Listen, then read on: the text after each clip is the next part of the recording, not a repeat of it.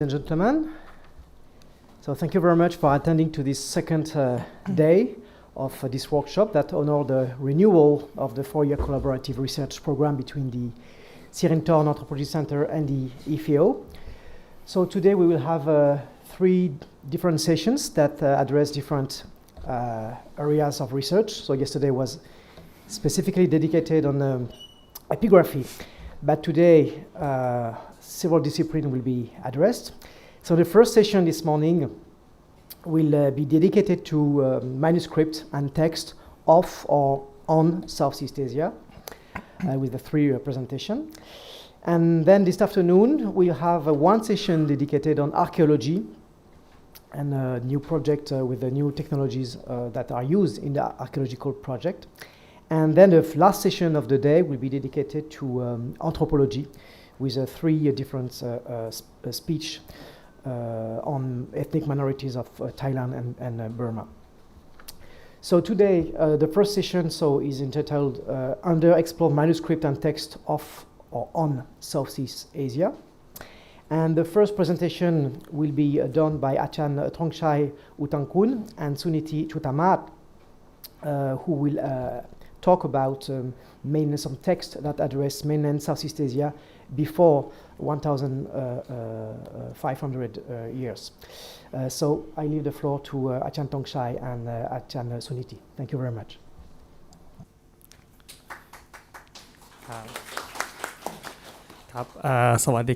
Good morning, everybody. We are very honored to be here with all of you. Now I'm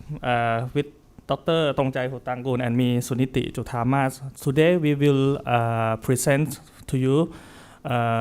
which is like one of is a part of our project that we are currently working on, which is we study about the ancient texts that for inter-regional and cultural understanding. So we today, the topic that we will present today is the mainland Southeast Asia before AD 1500s, synchronizing textual evidence of Indian, European, Arabs, and Chinese. So the importance of this research is, as we know that apart from the local evidence, for example, the inscriptions and local chronicles that we are recording our own history. Apart from that, there are also many significant data and important data that has been recorded or mentioned by non-Southeast Asian people who came to contact with the region at least since 6 centuries BC, which of course mainly involved by trades, politics, and religious propagation. So me and Dr. Trongjai try to finding the ancient documents that we found that the most elaborate records of Southeast Asia mostly came from non-Southeast Asian people from 4 different groups. First one is Indian, Europeans, and Arabs, which all of them, of course, have different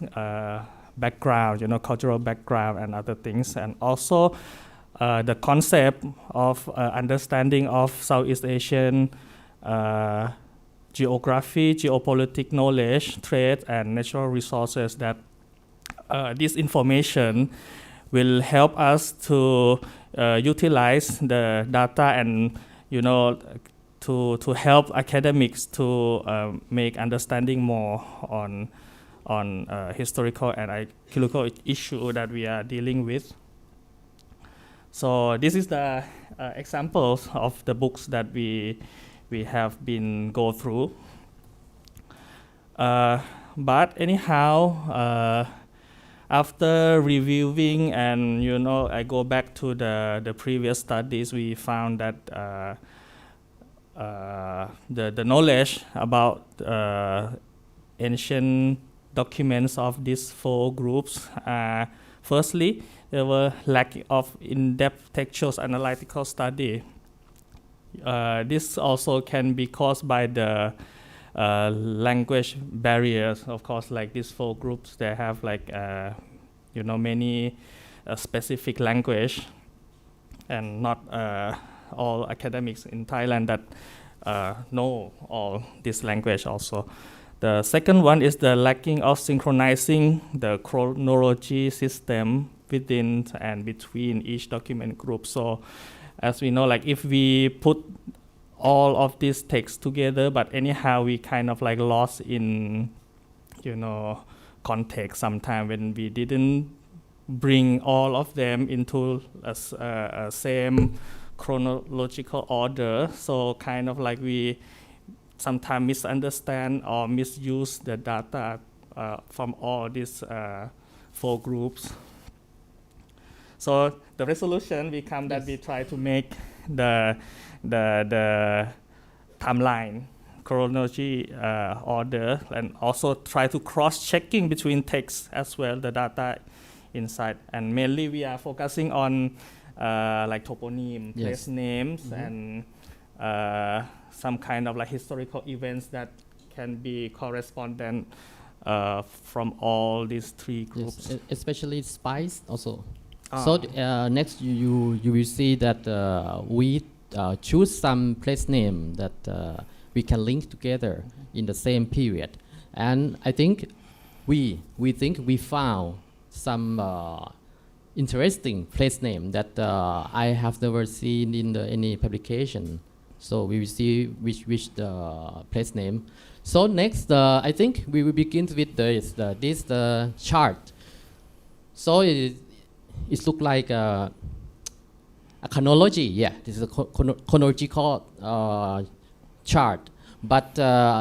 for this chart, I try to mix all of the Indian documents.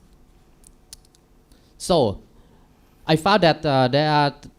probably 5 groups of the document, as I noted above. Yeah, the big problem from the this one is from India, so the Indian documents. So the problem is you can see the A. I named this group is the timeless tales. So it means we will never know what the exact time that this document said about Suvarnabhumi, Suvarnadvip, Kataha, or Dvipantara. So I copy the place name over there. So you can see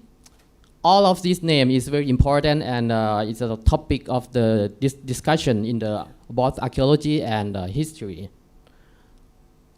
But when we try to correlate and make it like a chronological order, you can see this group, Buddha's life, is in the 6th century BC. But I found that in this group, we cannot sure also that Suvarnabhumi, which referred in this period, is the fact or fake. But okay, as I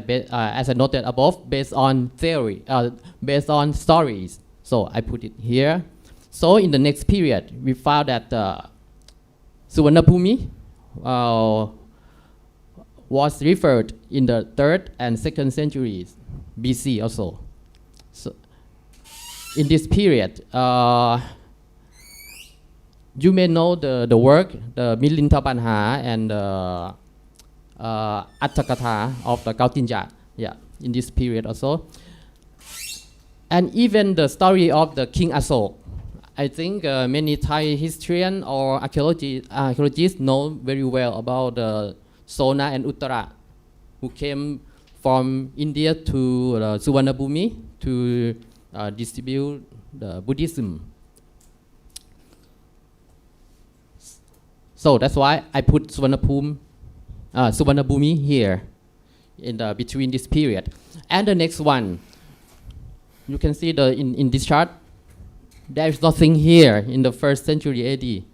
No, sorry, in the AD first.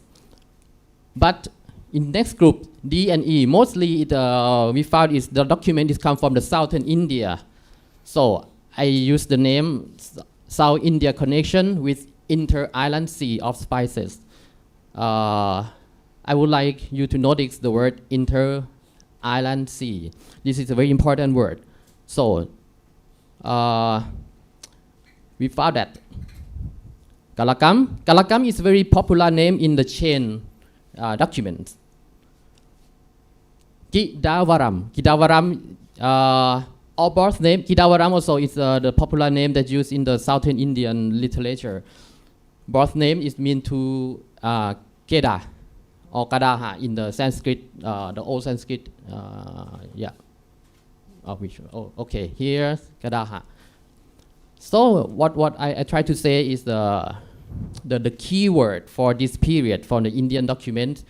maybe we have only 4 places to investigate is the Suvarnabhumi, Suvarnadavipa, Kadaha, and Davipantara. So Davipantara that I told you is mean inter-island with the name. Davipa is mean island, Pantara is mean the between. So Davipantara is mean the land far away that occupy the sea between the land. So the interland sea. And I noted the inter-island sea of spices because some literature said about the clove in Thai, Kanplu, clove, that send the smell from the inter-island sea. That means from the Davipantara to the continent of India, something like that. So that's why I think in this period, it's very important and it changed the worldview from the something that only the adventurous activities to find gold in the far islands or the far continents to the sea of spice. So the next one is the Davipantara, here, and Suvarnadavip also. But the context is different because the Suvarnadavipa in this period is mean to the Srivichaya. It's very clear because it's supported by the inscription in the same period that we found in the Nalanda University. So this is the general idea of the conceptualized chart. So I think we have to find some correct also. The next.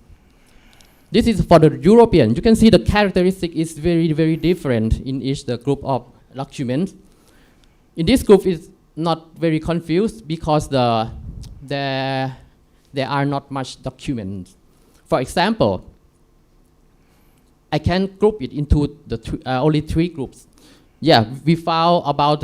22 or 23 documents that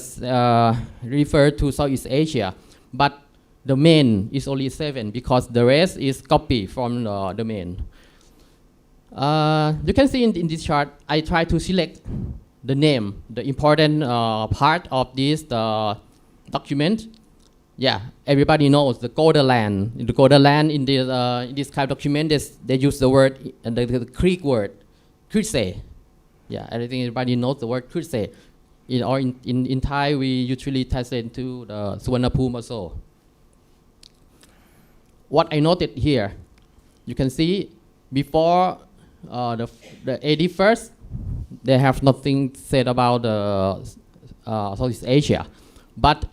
the beginning is at the 1st century and 2nd century AD.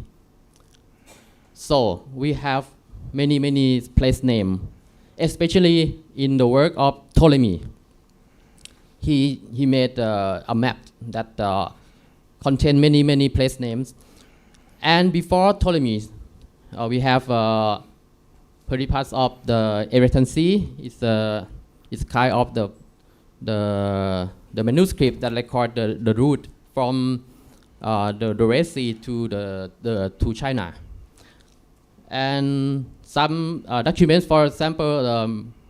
Pomponius Mela or Pliny that I noted here, or Josephus. He wrote the history of Jews, archaeology of Jews, the name. So what I want to tell you here is in that story they said about Sopira, or some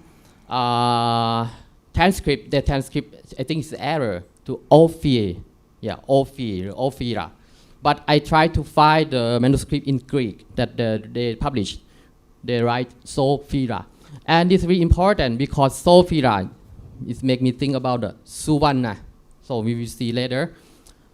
And the next one is the Silver Land and the Cape Tamala and the Cape Tammuz. The Cape Tamala is in the Ptolemy, and the Cape Tammuz is in the work of Mela. And the very important one, Golden Peninsula of Ptolemy. But I think in the same place in the work of Pliny. Pliny said the Golden Promontory, or in Mela and Periplus of Erythraean Sea said the Golden Island. You can see island and peninsula and promontory. All this why I put it in the same category. So the rest is Takola or Balonga Metropolis, Copperland, and Yabadu. Okay, I think everybody is in the field of archaeology knows very well the Takola that we still discuss about where is Takola in the southern Thailand. But from this work, I found that Balonga Metropolis is the new one that I presented it in the EPHE already. I think it's the same word with Funan or Funan in the Mandarin. So I will explain later. And Copperland, the location is in the north of Vietnam. It corresponds very well with the Dong Son culture over there. Yabadu is clear, it's the Java Davipa. So in the next phase, you can see after Ptolemy work, there is no new information in the European world. But after that, at the 6th century, we have the work from the Cosmas Indicopustes. He said about the Clove country. It's the place in the location between Sri Lanka and China. It is very clear that the Clove country is located in Southeast Asia, but which part? So I try to link with the author document, and I think it's the same with the word Tavipantara. So that's why I place it in the Inter-Island Sea of Spices. Yeah, and before that, I give the name to it's the golden geography. It's a worldview of golden geography. Everything is golden. Golden island, golden island, golden land, and golden peninsula. But the next phase is the Inter-Island Sea. And you can see maybe this is the change of the worldview from outside to Southeast Asia. No more golden land, but no more golden geography, but the trade of spice instead. And the next work, Raf, is come from the Cosmologia of Ravenna. It's an anonymous writer, but it gives the very important word also that I told you before. I think that there are no one to notice it. It's it's a golden land, and this name Siliphentina. So what you think about the Siliphentina? It should be, for me, it's Sivishaya. So why? We will see later. And Ipode. Is it the same with the Yabadu or Jawa? This is, I think, the new one that I think no one said about it before. And the last one, you can see after these two work, there no document said about that. But the new information come from after the 13th centuries, from the work of Marco Polo, Odoric, and Di Conti, and another one is Hieronimo di Santo Stefano. Yeah. So this place name will colonize very well with the Arab works. Yeah, in this period, we have very important for Thai history also, Siam or Sihanoukvey. In the document, we said the Sihanoukvey by the Digonti. The Sihanoukvey, yeah, it corresponds very well with the word Sialo and Siam. Okay, we will see the comparison. And it's very surprised we found that the Tenis Sarim in the first time in the Conti work. And another one is very interesting. In the work of Marco Polo, they said the name Lokak. Where is Lokak? Everybody said about the Lokak and no one knows where is it. I read in the old literature in Thai, they try to link in Thai the Lokak is a Lao, but from the root is impossible. But this word I link with the context of the Arab writers. The Arab writers said in this area they said three important land to visit. The first is Champa, second is the Khmer, and the third is the Java. So I think all these location contains in the Marco Polo's work. So that's why I think Loka should be Khmer, and Loka maybe come from the Nogor. For the South chain from N to L. For example, Nogor, Logor, and Loka, something like that. So if you prove maybe for my next articles. Okay, the next one. It's yours. Yeah. Okay. So now we'll little bit move to the Arabic documents, which is actually not so popular among the Thai academics because maybe no one can look into the original language before, but so we can see that even though Arabic documents have very rich data on Southeast Asia as well, it was started after the rise of Islam in Middle East region. So we see that the Muslim also inherits the maritime trade routes from the Romans and the Persians that came to this area before. The Muslim tried to follow the sea routes until China, so that's why they start to write something about the land between, which is Southeast Asia. So from the first Arabic text that we found that contain data of Southeast Asia was written in 1850. 9th centuries, that the name is the account of China and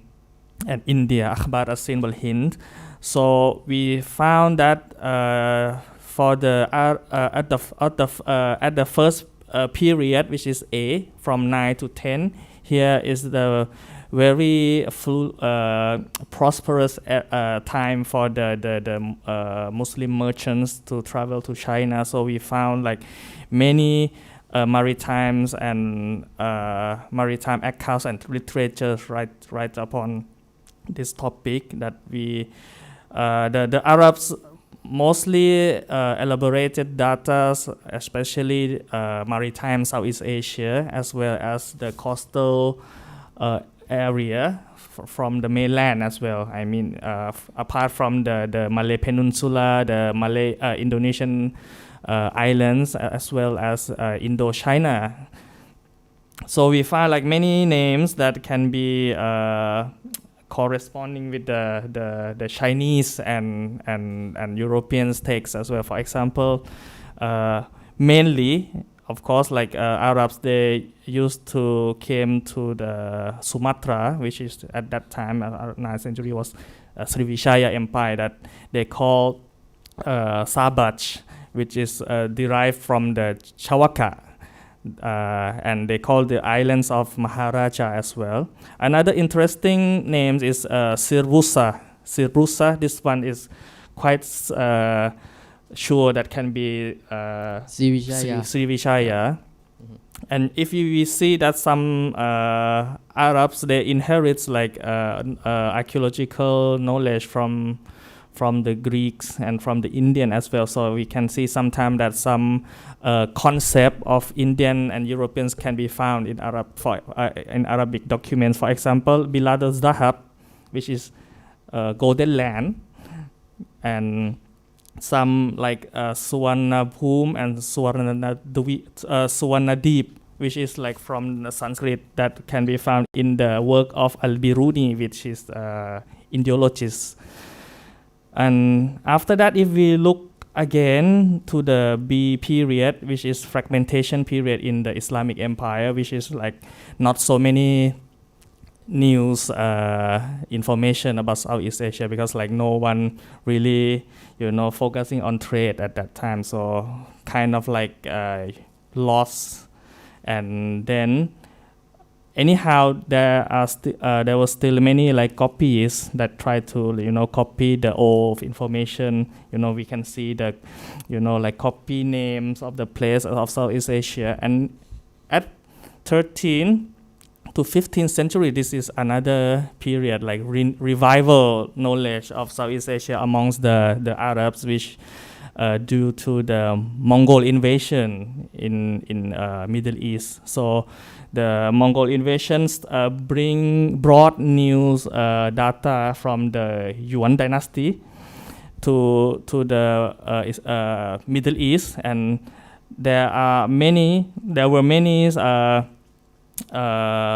seaport that was reopened by the Mongols in the Persian Gulf, and start to make re-contact again with China. And also there are for example like many Muslim travelers also happening to travel to China at this time, so they kind of like stopped by Southeast Asia. For example, like Ibn Battuta, the famous travelers. So at the end of 15th century, from 14th to 15th century, we kind of like have like new names happening in Southeast Asia according to the Arabic documents. For example, like Dr. Trongjai said about the Siam Cernova. Cernove. Actually, it's possibly that is derived from the Persian words Shahrinaun in Persian. That means someone said that the city of boats, or city of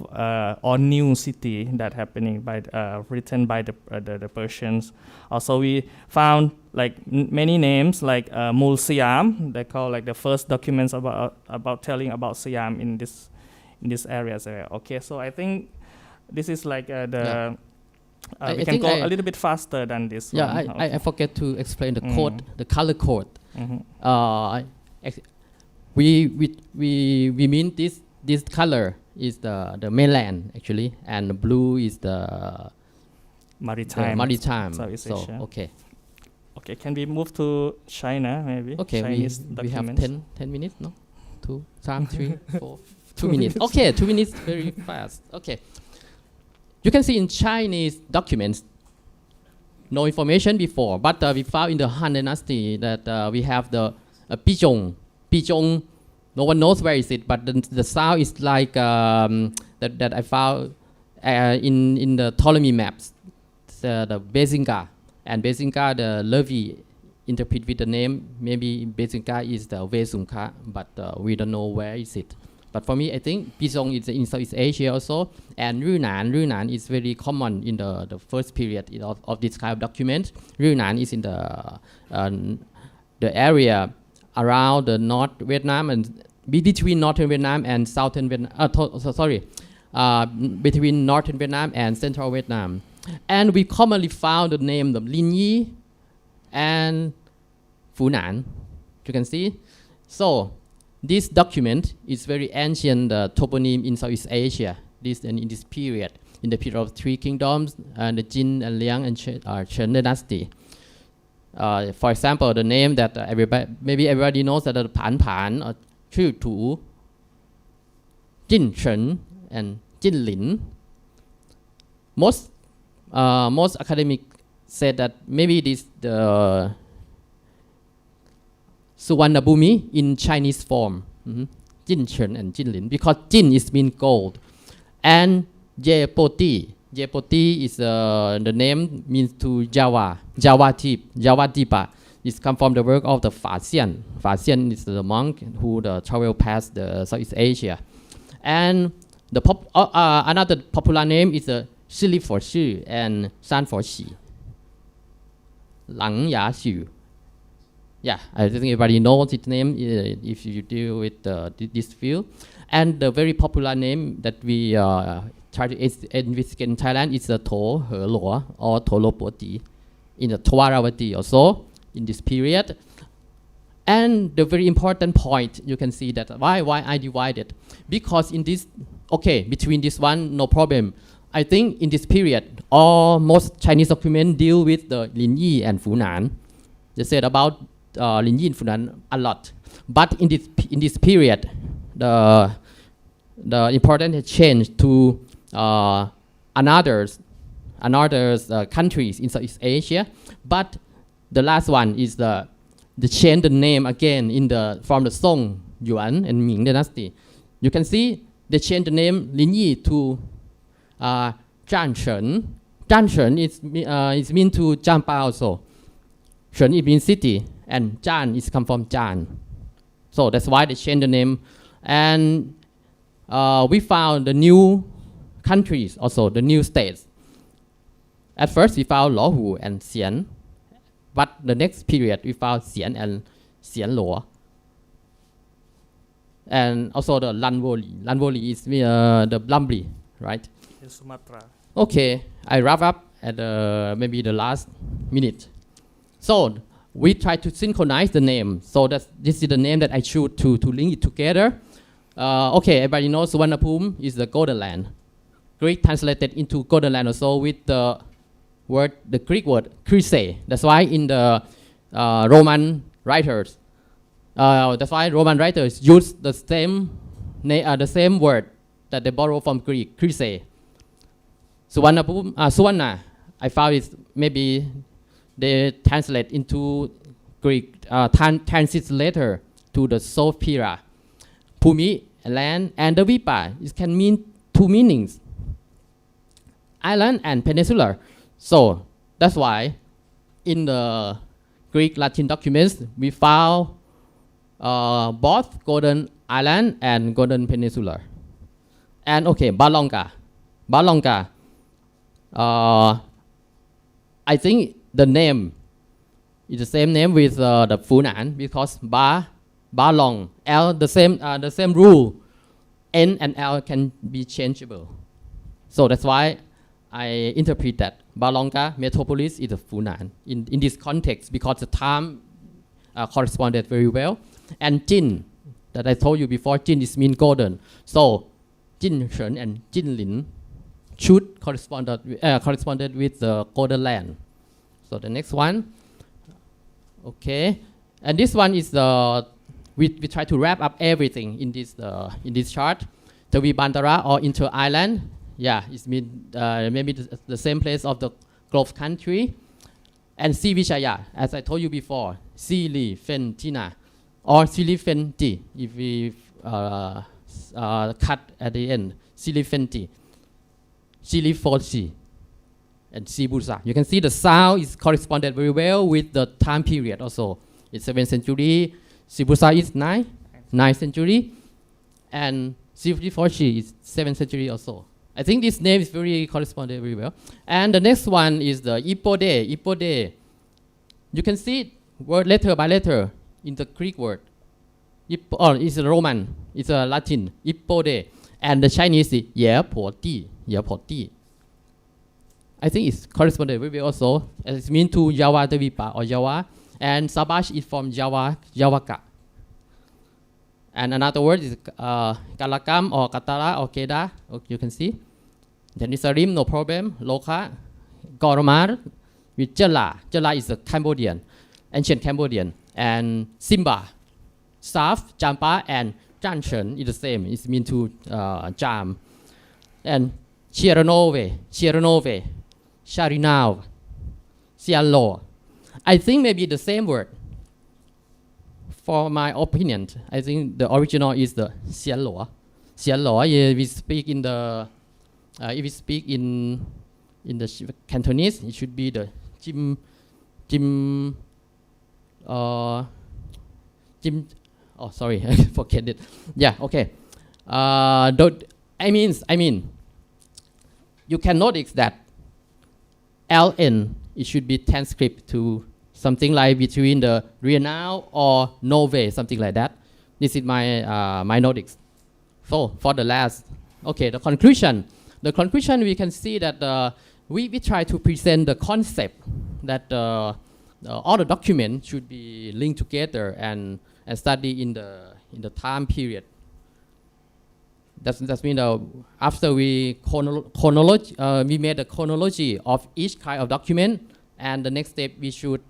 synchronize it, and we will find some interesting point that I present you for the name for the Sivishaya, for example. So. That's that. Okay, I think we finished We'll be time. finished on time, yeah. Thank you very much. Thank you very much. So thank you very much. Is there any question about this fascinating presentation on toponyms? Okay, Ajahn Chetana. Just a little point about this comparability of names. It would have been probably more scientific if you had the support of comparative philology. I think that this is a fascinating vista. There's a fascinating vista that pointing to other research which can come, but without the support of comparative philology, much of this would remain guesswork. This is not a criticism, but a suggestion that you should co-opt the support of comparative philology. Thank you very much. Yeah, I think so. Actually, if I focus on the topic of the philology, right? I explained a lot, but I think this is the only presentation, the point. So, for example, in EPHE, the last year in Chiang Mai, I presented how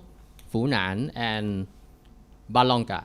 can be changed. Can be linked together. So that I already explained that with the rules of sound change and all the possibility with the dialect of the various Chinese also. Yeah. Thank you very much for your comment. Thank you very much. Is there another question? So maybe I have a question. Because so you consider... Oh, sorry, Chimlo. That the Cantonese name for Jianluo, Chimlo.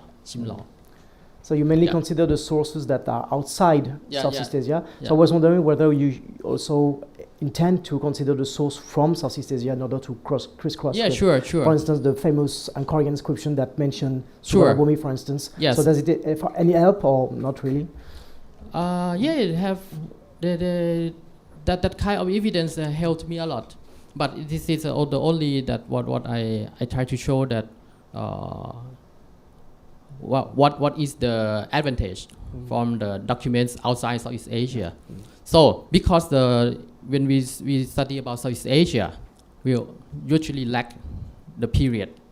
of we can call it the proto history. So this kind of document will fulfill, but not all, but some understanding. For example, this make me understand the worldview from outside had changed time to time. As I show you, at the first, I use the word geography, the golden geography, but later is the inter-island seas. And the concept of inter-island sea still continue to today with the word Nusantara. This is the same word, the same idea, but the worldview had changed. And also, Gregory, we also apart from this making chronology of these 4 groups of documents, we also try to translate it into Thai as well. So it means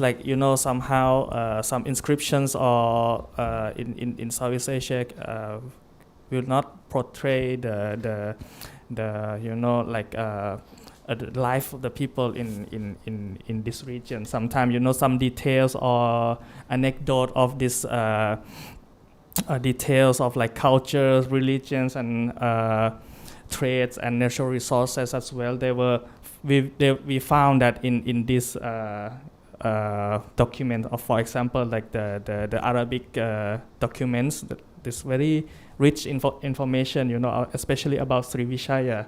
as well. You can see how people live, how they build their house, or how the monarch of the Srivijaya as well. So I think from this we try to after make chronology, we can see like which document that we can bring into focus and go in depth in details, and we can use for helping collaborate with the local evidence as well. Yeah. Okay, thank you very much. So upload both first.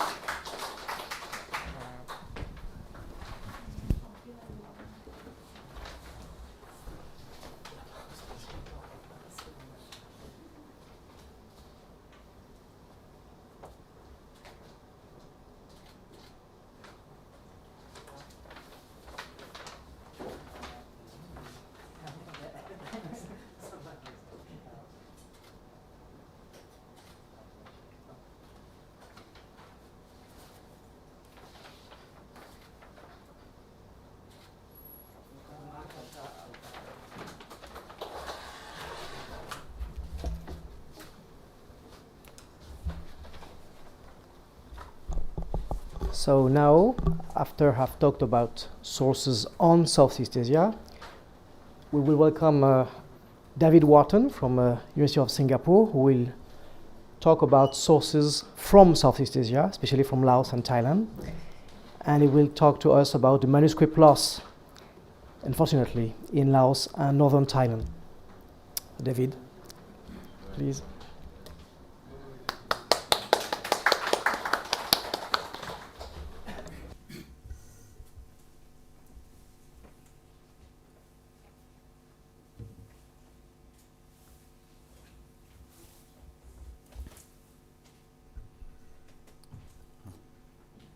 Good morning.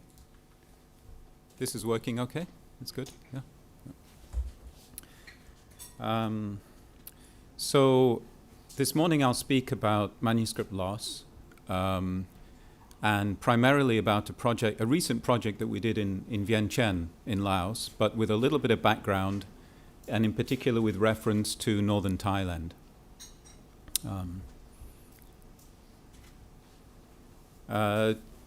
The main point that I'd like to make through this presentation is that manuscript cultures in mainland Southeast Asia are really in crisis, and that although they've been maintained for over 500 years by local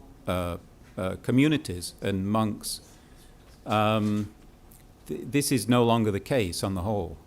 And the situation has changed so that we have external projects coming in to try to work with manuscripts to preserve them. But in fact, the ongoing local preservation work is no longer happening, and the traditional copying of manuscripts is also no longer happening. And because of that, the situation is basically unsustainable as it is. Oh, just a second. So I'd like to give a very brief background of some recent projects which are relevant to what the project that I did that we did in Laos recently. Of course, there are many other manuscript projects in Southeast Asia, in Thailand, but these I'll just focus on these because they were most relevant. So in the late 1980s, there was a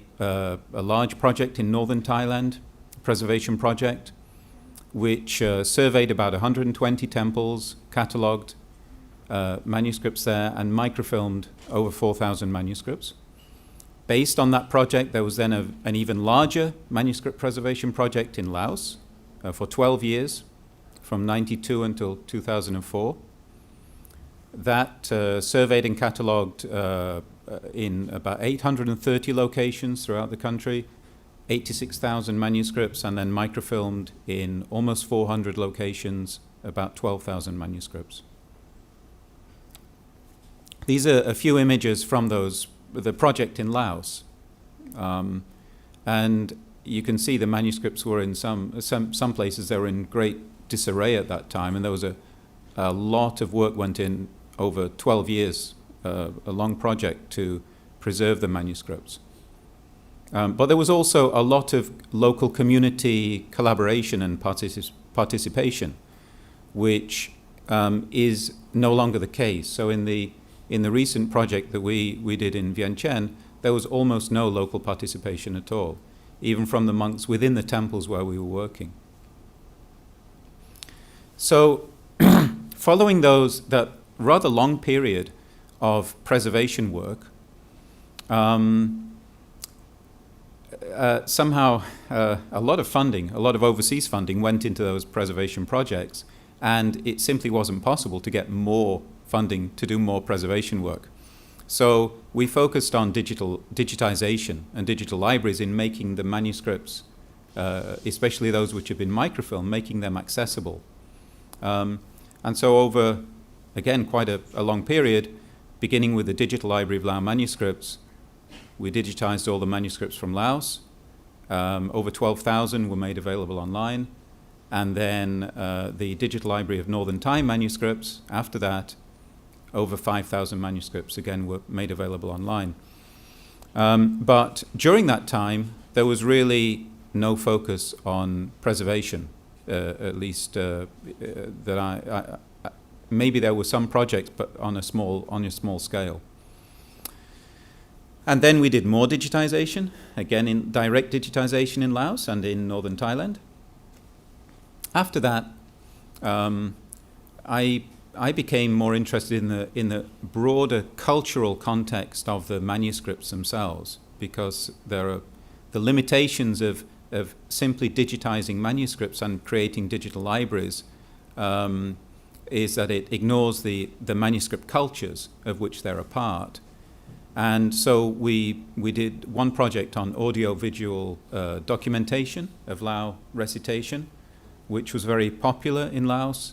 We wanted to link these audio recordings directly to the manuscript images. That project was very small and we didn't achieve that, but that can be done, and it will be a very good tool for people who want to learn how to read the older scripts in the manuscripts. So as I say, there have been other projects, other local and international overseas projects, but I just mentioned these because they're relevant to the recent project that we did. This is the YouTube channel for the audiovisual documentation, where we have interviews with local reciters and many recordings of very elaborate traditional recitation styles within Laos. So meanwhile, there's been somehow, at least amongst the international community of funding community, that preservation work has been done. And in fact, we know that that's never the case. There has to be an ongoing active preservation and management of manuscripts. You can't just say, oh, they're preserved, and unless they're in an institution like a national library, if they're kept in very good air-conditioned room and so on. So even the focus on digitization projects, I think, overlooked the evidence that we found on the ground that there was widespread loss in Laos and in particular in northern Thailand as well.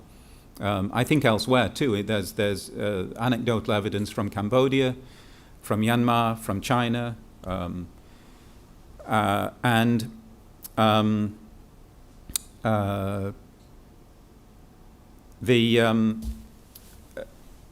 sorry, I lost track of where I was.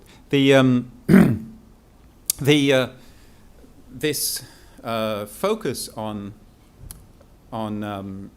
digitization well, of course, it was a good thing. And we simply couldn't access funding too for preservation.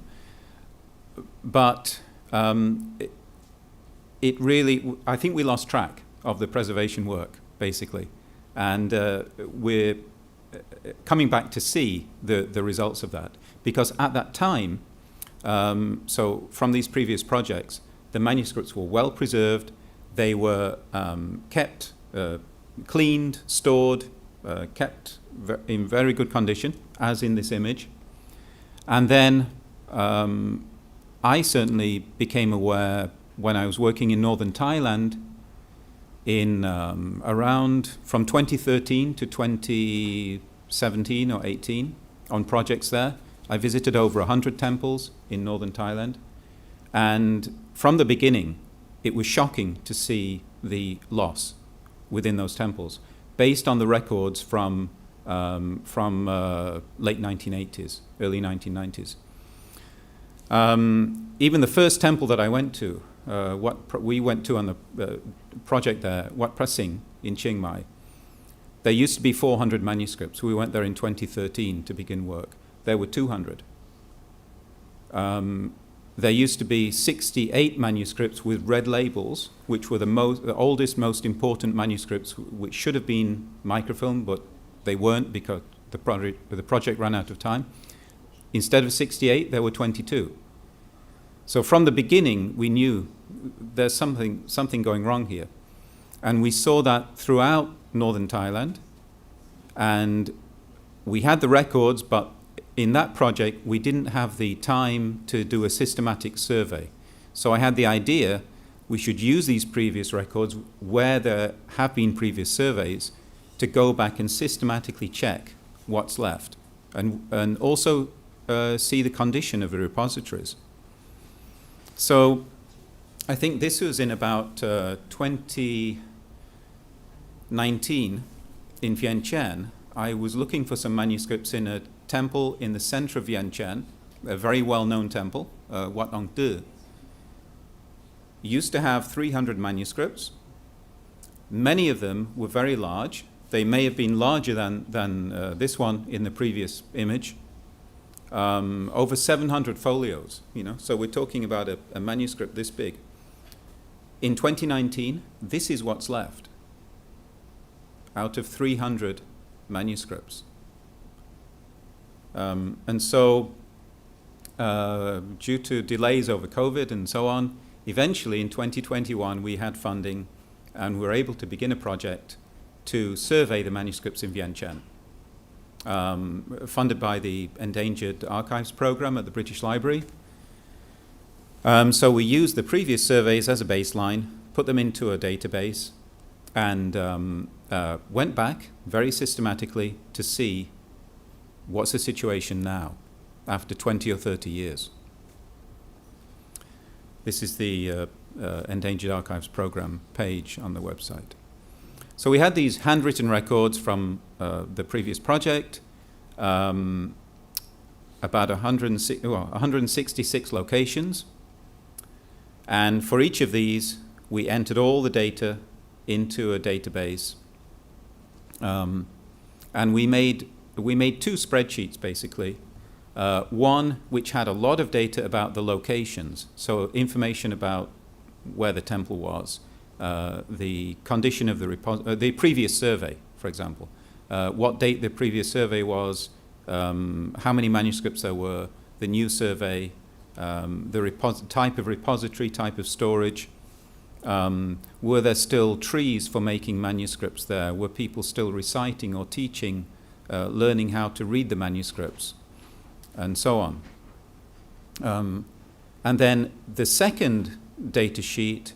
was, we're still on the first one here.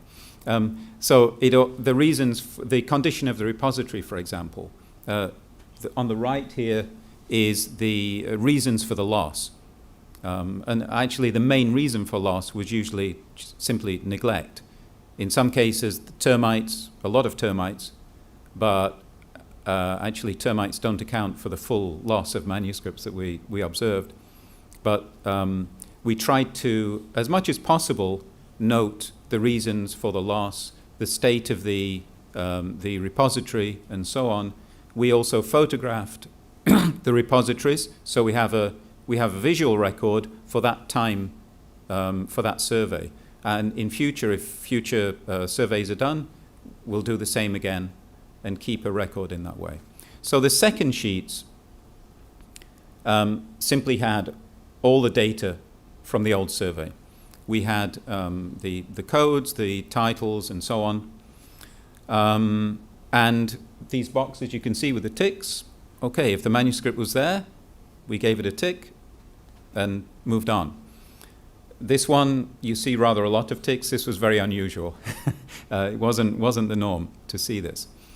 But we had all the previous data in that database. This was imported in or exported into a database at a later time. Normally it was like this. So you see there aren't too many ticks on this page, and on the whole, that's how it was. A lot of manuscripts were missing, unfortunately. And there should have been over 21,000 manuscripts in these temples in Vientiane, based on the previous survey. But we found that the storage conditions were extremely poor,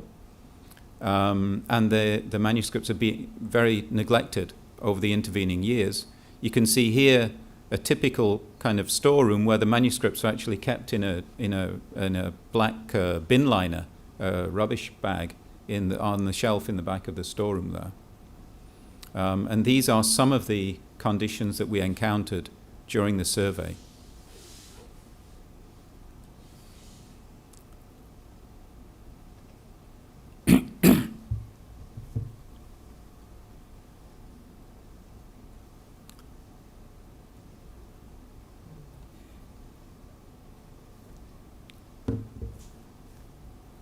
And the kind of damage to the manuscripts that we encountered.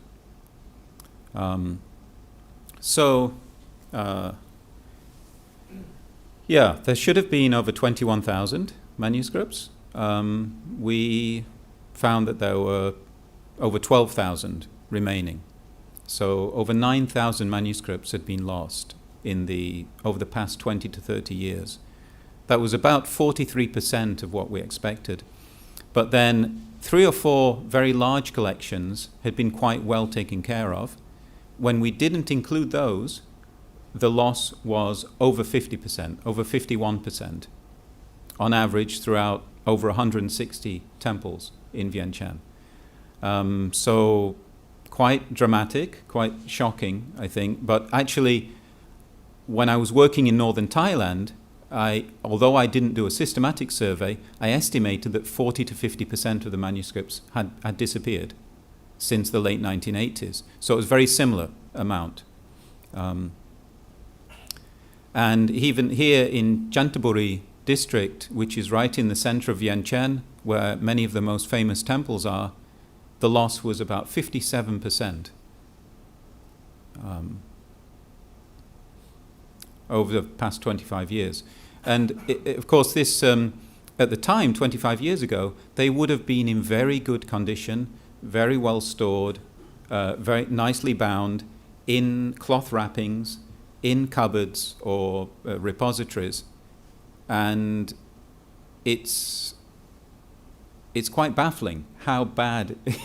it became over that time, that they're in such disarray right now. We don't really, I mean, after this project, I still don't really know the full reason for this, except it's just very extreme neglect. There may have been some trade as well, but we don't have direct evidence for that. So these findings were presented to the ministry, in the relevant ministry in Laos, and they're considering future steps to prevent further loss and to address this. But of course, as I said, this isn't limited to Laos. The whole idea for this small project was inspired by experience in northern Thailand, but also we know in many places in Southeast Asia, and I expect all over the world, the same situation will be found. But what it did do is make the situation very clear And I think that's what we need to do, because as long as we ignore it, then it will simply continue, and the manuscripts will continue to be lost. So in that sense, I don't think the focus here should be on Vientiane and the loss there, or criticism of Vientiane or the Lao response. I think this is very widespread, and it's commendable that this project really highlighted the issue as an example for other places too. But also it calls into question the role of the monks and the monasteries in particular, and the policies for manuscript preservation in the region. Since there's been so much exchange between Laos and northern Thailand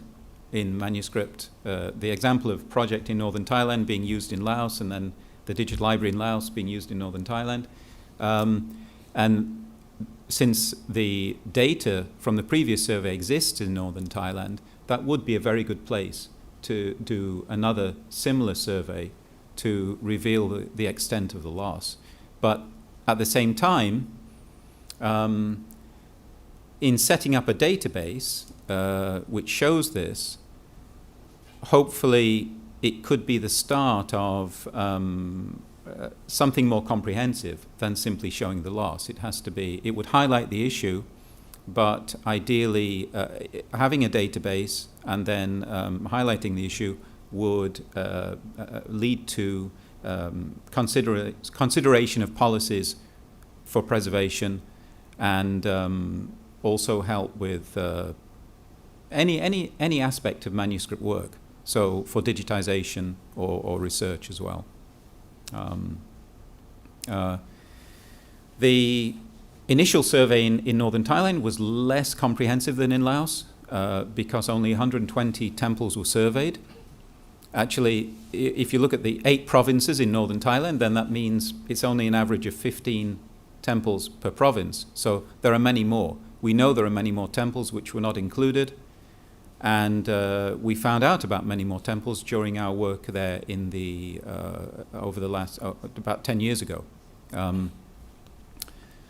So any new project there would need to include these other temples as well, ideally.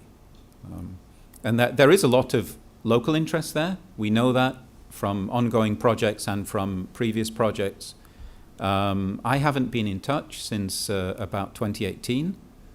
but I'm confident that there is local interest there, and I simply, this presentation, I'd like to just offer this experience in Laos as an example of what could be done to further highlight this issue. Northern Thailand would be a very straightforward place, a good place to do a similar project, and hopefully it will happen in other places too, and maybe more broadly in Thailand, and ideally more broadly in Laos too, because we only did Vientiane, but we know that this issue is much more widespread throughout the country. So I'd like to end my presentation there, if that's okay. Good. Well, thank you very much, David, for this very interesting presentation, but a bit sad, actually. So I suppose that if monks have ceased to take care of the manuscript, is because they stopped to use the manuscript, because printed books have appeared. So your presentation raised in my mind a quite provocative question. To what extent the monasteries are still a good place to keep the manuscript, as they don't use it and they don't preserve it? Yeah, exactly. Then, yeah. What do you think? It really does raise that question very strongly. I find at the meeting we had in Vientiane, the main excuse from the monks was, well, we can't read them anymore. That's not very convincing, you know. If you have old documents which are your cultural heritage, which contain the teachings of the Buddha, honestly, even if you can't read them, you might consider taking care of them. But that's not happening. They're treated like rubbish in many temples. They're left on the floor in piles with rubbish. So yes, it really raises that question. Of course, there are temples where the manuscripts are well cared for, and so, but it's not black and white. There's some good examples there. But in terms of the policy, I think everywhere most places there's been a policy of leaving the manuscripts in situ, and which is good. I think in general that's very good. But if we do that, we have to accept that this is the reality that we see now after 20 years or 30 years. So yesterday, Achan Dokrak talked about this project on Western manuscript. Do you have any comment on this situation? Maybe you share the same idea or another idea, maybe. Yeah, I think it is very important to the concern of condition of manuscript in northern Thai and all over Thailand. It is important to focus to survey and survey again to check the manuscript in the monastery and digitization. I think that we have a idea and would like to the community of manuscript owner to digitize session by owner because there is manuscript is very in the part of Thailand or of northern Thai and in the temples, many temples. But if the community in the manuscript culture is can digitize with own the manuscript with own community is very best for the activity to safeguarding the manuscript. Yes. Is there any other comment or question for David Wharton? One side.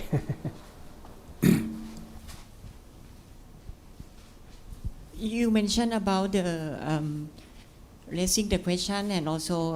about the preserving policy. What is the situation with the Lao government? Do you have some kind like a contact or success with the government? I presented these findings to the ministry and to the minister and the deputy minister and to the heads of all the district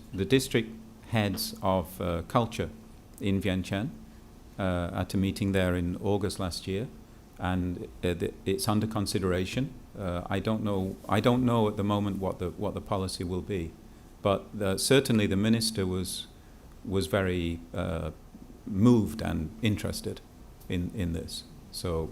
but I'm no longer based in Vientiane, so I don't know at the moment what's happening there. But also,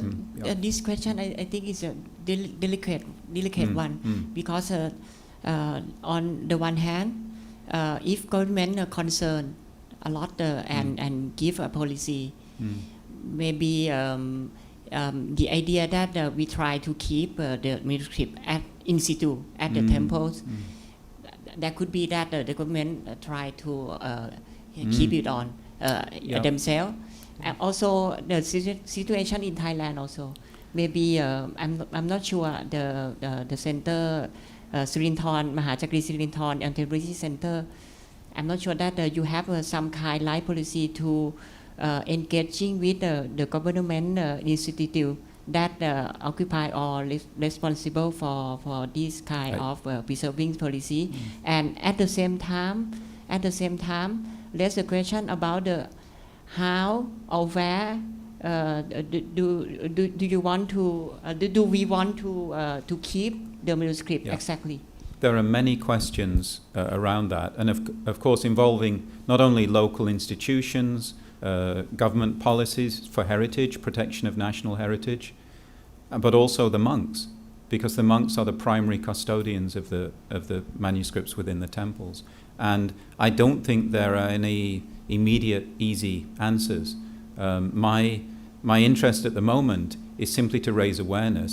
and I think that's all. In a way, that's all that this project does.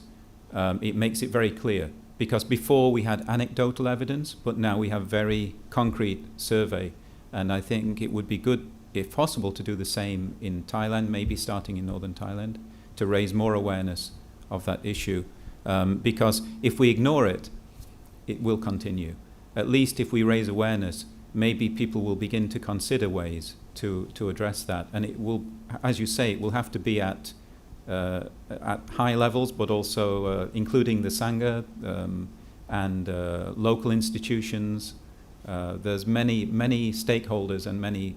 things to consider in how to address this issue. Okay, thank you very much, David. Okay. So we are going to end this session now.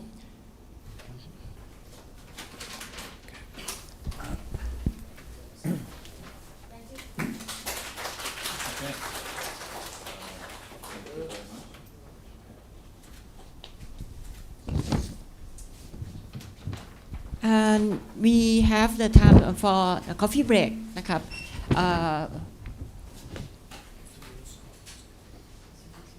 Okay ครับ for 50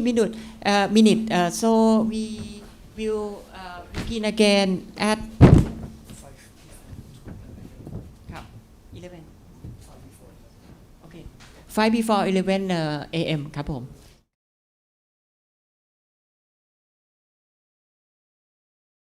เวลาเราพูดถึงกฎหมายครับในธรรมรุยาเนี่ยมันจะหมายถึงก็พวกจารีตประเพณีต่างๆที่มันเป็นข้อบังคับยึดโยงให้คนมันอยู่ภายใต้การปฏิบัติอะไรแบบเดียวกันทำให้คนเนี่ยอาจจะสูงต่ำดำขาวแตกต่างกันเนี่ยมีความเสมอภาคเท่าเทียมกันภายใต้กฎหมายฉบับเดียวกันเพราะฉะนั้นอันนี้แหละมันก็เป็นหลักคิดที่เอามาออกแบบว่าสำหรับคนที่ถูกละเลยหรือว่าถูกมองข้ามหรือว่าถูกละเมิดมาก่อนหน้านี้เนี่ยการมีกฎหมายเพื่อจะคุ้มครองเขาเนี่ยมันก็จะช่วยทำให้เขาเนี่ยได้รับสิทธิเสมอภาคกับคนอื่นเหมือนกันชาติพันธุ์มันจะหมายถึงกลุ่มทางวัฒนธรรมที่ทุกคนมีวิถีปฏิบัติมีความเชื่อบางอย่างร่วมกันจริงๆแล้วในเมืองไทยเองเนี่ยก็มากกว่า60กลุ่มชาติพันธุ์ซึ่ง60กลุ่มชาติพันธุ์เนี่ยก็จะมีทั้งกลุ่มเล็กกลุ่มใหญ่กลุ่มที่บางทีเราก็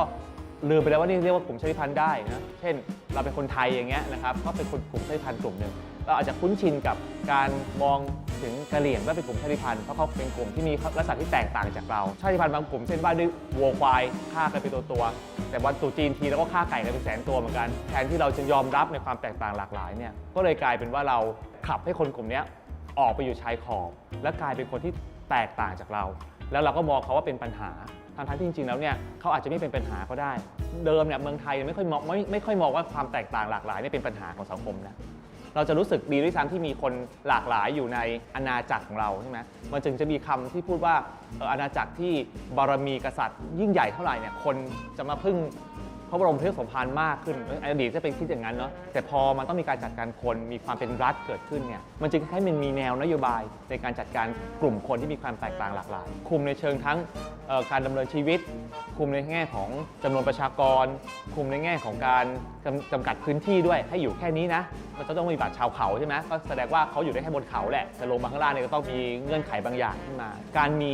พระราชบัญญัติคุ้มครองแล้วก็ส่งเสริมวิถีชีวิตกลุ่มชาติพันธุ์เนี่ยมันก็เหมือนเป็นมาตรการนะครับหรือว่าเป็นมาตรฐานที่จะใช้ในการคุ้มครองชาวไทยทุกคนเพราะเราทุกคนก็ถือเป็นกลุ่มชาติพันธุ์สิ่งที่กลุ่มชาติพันธุ์จะได้อย่างแรกเลยคือการคุ้มครองในฐานะที่เป็นพลเมืองไทยที่จะไม่ถูกดูถูกเหยียดหยามไม่ถูกละเลยนะครับอันนี้มันก็คือการเข้าถึงบริการขั้นพื้นฐานของรัฐอย่างเสมอหน้ากันกับคนทุกกลุ่มในประเทศไทยอย่างที่2เนี่ยนะครับมันจะช่วยคุ้มครองวิถีภูมิปัญญาข ของคนเล็กคนน้อยในสังคมไทยไม่ว่าจะเป็นเรื่องการทำระบบการเกษตรแบบไร่หมุนเวียนของชาวปากากยอเองเนี่ยเขาเป็นวิถีที่เราพิสูจน์ได้แล้วว่าในเชิงวิทยาศาสตร์หรือว่ามันเป็นวิถีของการทำเพื่อสร้างการอนุรักษ์ทรัพยากรธรรมชาติด้วยประเด็นที่3นี่นะครับบางครั้งเนี่ยนโยบายของรัฐเนี่ยไปบังคับให้เขาต้องละทิ้งพื้นที่ของเขามันทำให้เขาไม่มีความมั่นคงในที่อยู่อาศัยการมีกฎหมายฉบับนี้ก็เพื่อไปคุ้มครองว่าเฮ้ยจะออกกฎหมายอะไรก็ตามที่จะมาจำกัดสิทธิ์ของกลุ่มชาติพันธุ์ซึ่งอยู่มาก่อนเนี่ยก็ควรจะต้องให้การเคารพเขาหรืออย่างน้อยที่สุดถ้าจำเป็นจะต้องจำกัดสิทธิ์แบบนั้นก็ต้องหามาตรการเยียวยาที่คุ้มค่าแล้วก็สมน้ำสมเนื้อที่กลุ่มชาติพันธุ์เขาได้รับผลกระทบส่วนประเด็นที่4เนี่ยนะครับชาวไทยกลุ่มชาติพันธุ์เนี่ยจะได้เข้ามามีส่วนร่วมในการวางแผนหรือว่ากำหนดนโยบายในการพัฒนาแล้วการจัดสรรทรัพยากรอย่างสมดุลมันควรจะเป็นโอกาสคือเป็นทางเลือกที่เขาตัดสินใจนะครับว่าเขาจะใช้ชีวิตแบบไหนอย่างน้อยที่สุดมันคือการให้ทางเลือกเขาที่จะเข้าไปมีส่วนร่วมในการตัดสินใจของหน่วยงานรัฐสิทธิทวธรรมหรือภูมิปัญญาทวธรรมเนี่ยมันเป็นมรดกสำคัญเนาะมันเป็นทุนประเภทหนึ่งวัฒนธรรมที่หลากหลายของกลุ่มชาติพันธุ์เนี่ยนะครับมันเหมือนเป็นทุนทวธรรมของประเทศที่สามารถใช้ในการพัฒนาเศรษฐกิจของประเทศได้อย่างที่2นี่นะครับเมื่อสร้างรายได้แล้วนะครับก็มีเรื่องของการประหยัดงบประมาณนะคือการที่กลุ่มชาติพันธุ์เขาได้รับการส่งเสริมนะครับให้สามารถที่จะพึ่งพาตนเองได้ดูแลตนเองได้เดิมเราอาจจะต้องมีการจ่ายให้กับเจ้าหน้าที่หน่วยงานรัฐในการจะดูแลพื้นที่อนุรักษ์ต่างๆเนี่ยแต่มันมีตัวอย่างให้เห็นนะครับในหลายๆพื้นที่ที่เราสร้างกระบวนการมีส่วนร่วมกลุ่มชาติพันธุ์เนี่ยนะครับการทำแนวกันไฟของกลุ่มชาติพันธุ์นะครับช่วยประหยัดงบประมาณจำนวนมากอันที่3นี่นะครับปัญหาเรื่องความเหลื่อมล้ำเนี่ยมันก็จะลดน้อยลงอย่างน้อยที่สุดเนี่ยในแง่ความรู้สึกว่าเราได้รับการจัดการที่ไม่เท่าเทียมกันเนี่ยมันก็จะหายไปผลของการที่คนรู้สึกเหลื่อมล้ำน้อยลงเนี่ยนะครับถ้าจะมองในกรอบใหญ่มันคือมีความสำคัญต่อมิติเรื่องความมั่นคง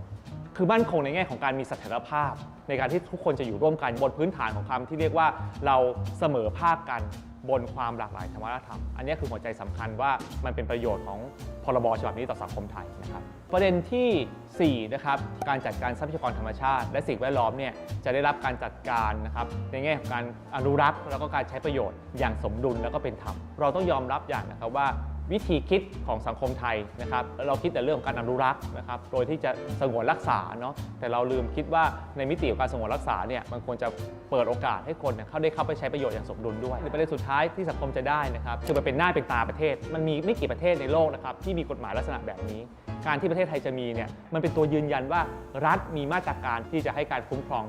กลุ่มชาติพันธุ์ทุกกลุ่มเพื่อจะให้เราเนี่ยได้รับการยอมรับในระดับนานาชาติด้วยนะครับในโลกปัจจุบันเนี่ยในการที่เราจะอยู่กับความแตกต่างหลากหลายเนี่ยมันไม่ใช่การจำกัดความแตกต่างหลากหลายนะครับไม่ควรจะทำให้ทุกคนเหมือนกันแต่ควรจะทำให้ทุกคนยอมรับความแตกต่างหลากหลายนั้นเราก็ใช้ประโยชน์จากความแตกต่างหลากหลายนั้นนะครับเพื่อการขับเคลื่อนประเทศของเราต่อไปการมีกฎหมายฉบับนี้เนี่ยหัวใจสำคัญมันคือการที่ทำให้เราเปิดใจนะครับยอมรับว่าเรายังมีผู้คนนะครับที่อาจจะมีวิถีวัฒนธรรมแตกต่างจากเราแต่เขาเนี่ยนะครับก็มีศักยภาพมีความสามารถมีพละกำลังในสังคมที่เราอาจจะพูดอย่างด้วยคำสวยหรูว่าเป็นสังคมพหุวัฒนธรรมอันนี้มันเป็นเครื่องยืนยันว่าสังคมพหุวัฒนธรรมมันจะอยู่ร่วมกันได้อย่างไรมันจะอยู่ร่วมกันได้ด้วยการมีหลักปฏิบัติหรือแนวปฏิบัติที่เรายอมรับซึ่งความแตกต่างหลากหลายของกันและกันแล้วก็สามารถใช้ความแตกต่างหลากหลายนั้นเป็นประโยชน์ต่อการพัฒนาแล้วก็สร้างสรรค์ประเทศนี้นะครับผม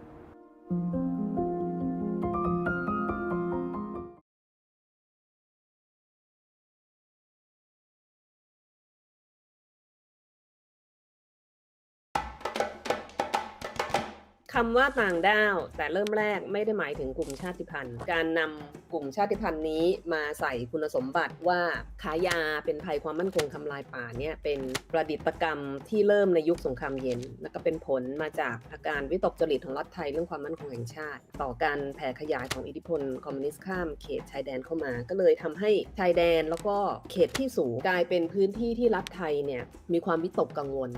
งั้นสิ่งที่เรียกว่าชาวเขาเกิดขึ้นมาพร้อมๆกับคำของรัฐที่เรียกว่าปัญหาชาวเขามันกลายเป็นอัตลักษณ์กลุ่มที่เป็นแง่ลบเป็นปัญหาของชาติ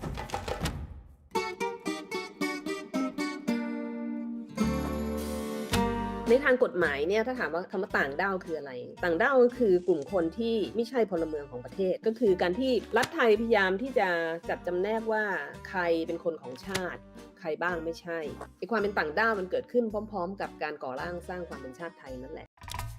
ยุคเผด็จการเนี่ยโดยเฉพาะอย่างยิ่งตั้งแต่สฤษดิ์ธนรัตน์ถนอมกิติขจรทุกครั้งที่มีการปฏิวัติหรือรัฐประหารมันมีการแก้ไขกฎหมายเกี่ยวกับสัญชาติเสมอทำให้การได้สัญชาติหรือการแปลงสัญชาติมีความยากลำบากมากขึ้นมีการตั้งเงื่อนไขมากขึ้นทำให้กระบวนการเป็นคนไทยอ่ะมันทำได้ยากซึ่งในอัตโนมัติก็คือทำให้คนกลายเป็นพวกต่างด้าวไปแม้จะอยู่มาเป็นเวลานานนี่สิ่งที่สำคัญมันไม่ใช่คำในความหมายกฎหมายสิ่งที่สำคัญเนี่ยมันคือความหมายในทางสังคมซึ่งหมายถึงพวกที่ไม่ใช่พลเมืองไทยที่มีชีวิตและสถานะต่ำกว่าคนไทยมันมีความหมายในแง่เหยียดชาติพันธุ์และเหยียดชนชั้นเราจึงรู้โดยอัตโนมัติว่าเวลาเรียกต่างด้าวมันหมายถึงคนจาก3ประเทศเพื่อนบ้านลาวพม่าพ่วงคนบนดอยเข้าไปที่ยังไม่มีบัตรเวลาเกิดอะไรที่มันไม่ดีโดยอัตโนมัติเราก็จะโทษอยู่แล้วว่าเป็นพวกต่างด้าวแน่ๆเรื่องยาเนี่ยเรื่องฝิ่นมันก็เกิดขึ้นในทศวรรษ 2,500 นะที่รัฐไทยผูกเอาเรื่องฝิ่นเนี่ยเข้ามาเป็นปัญหาความมั่นคงแห่งชาตินี่กรณีเรื่องฝิ่นเราก็จะทราบค่ะว่ามันไม่เคยเป็นสิ่งผิดกฎหมายอ่ะพอมันถูกทำให้เป็นภัยความมั่นคงก็ไม่ใช่ว่าเราคิดเองด้วยก็ถูกบีบจากต่างประเทศคนอื่นประเทศอื่นเขาทำให้ฝิ่นเป็นสิ่งผิดกฎหมายไปหมดแล้วก็สหรัฐก็กดดันให้ไทยจะต้องเปลี่ยนนี่พอแบนฝิ่นปั๊บก็ก่อให้เกิดการปราบปรามการปลูกฝิ่นการสูบฝิ่นโอเคแหละกลุ่มชาติพันธุ์จำนวนหนึ่งเกี่ยวข้องกับการปลูกฝิ่นเพราะว่าพืชรายได้ซึ่งรัฐก็เห็นไหมว่าจะไม่ส่งเสริมนะเห็นด้วยเขาตั้งโรงฝิ่นแล้วก็เก็บภาษีฝิ่นส่งออกอะไรต่ออะไรในสมัยก่อนกลุ่มที่ปลูกฝิ่นก็ไม่ใช่ทั้งหมดบนดอยชาวบ้านจำนวนหนึ่งไม่เกี่ยวข้องแต่มันกลายเป็นเหมารวมไปว่าชาวบ้านทั้งหมดมันนำไปสู่การใช้ความรุนแรงของรัฐในการวิสามัญฆาตกรรมเราก็ได้ยินเรื่องพวกนี้มาใช่ไหมนโยบายในการฆ่าตัดตอนทั้งหลายที่ยังคงดำเนินมาจนปัจจุบันกรณีของชัยภูมิป่าแสเนี่ยเป็นกรณีที่ชัดเจนนะว่าการปักป้ายกลุ่มชาติพันธุ์ว่าค้ายาทั้งที่ไม่ได้มีหลักฐานเนี่ยมันนำไปสู่โศกนาฏกรรมของชีวิตคนบนดอยยังไงทัศนคติในการมองว่าใครบ้างเป็นคนไทยมีความคับแคบมากมีศูนย์กลางของทัศนคติอยู่ที่เกษตรพื้นราบคนเหล่านี้เขามองป่าก็มองป่าผ่านทัศนคติชนชั้นกลางนะคะเข้าป่าไปดูนกไปดูสัตว์ป่าถ้าถามว่าป่ามันมีมิติแบบอื่นในฐานะที่มันเป็นแหล่งทำมาหากินของชาวบ้านด้วยเนี่ยความรู้พวกนี้เป็นศูนย์น่ะเราไม่มีในตำราเรียนเราไม่มีสิ่งที่ไล่หมุนเวียนอยู่ในหัวอยู่แล้วการมองป่าแบบนี้มันนำไปสู่ไม่ใช่แค่การไม่เข้าใจชีวิตคนบนดอยอย่างเดียวแต่นำไปสู่การพรากสิทธิ์ในที่ดินทำกินในเขตป่าของเขาด้วยคือหลายชุมชนอยู่กันมานานเนี่ยสร้างป่าให้ชนชั้นกลางในเมืองได้เข้าไปชมนกชมไม้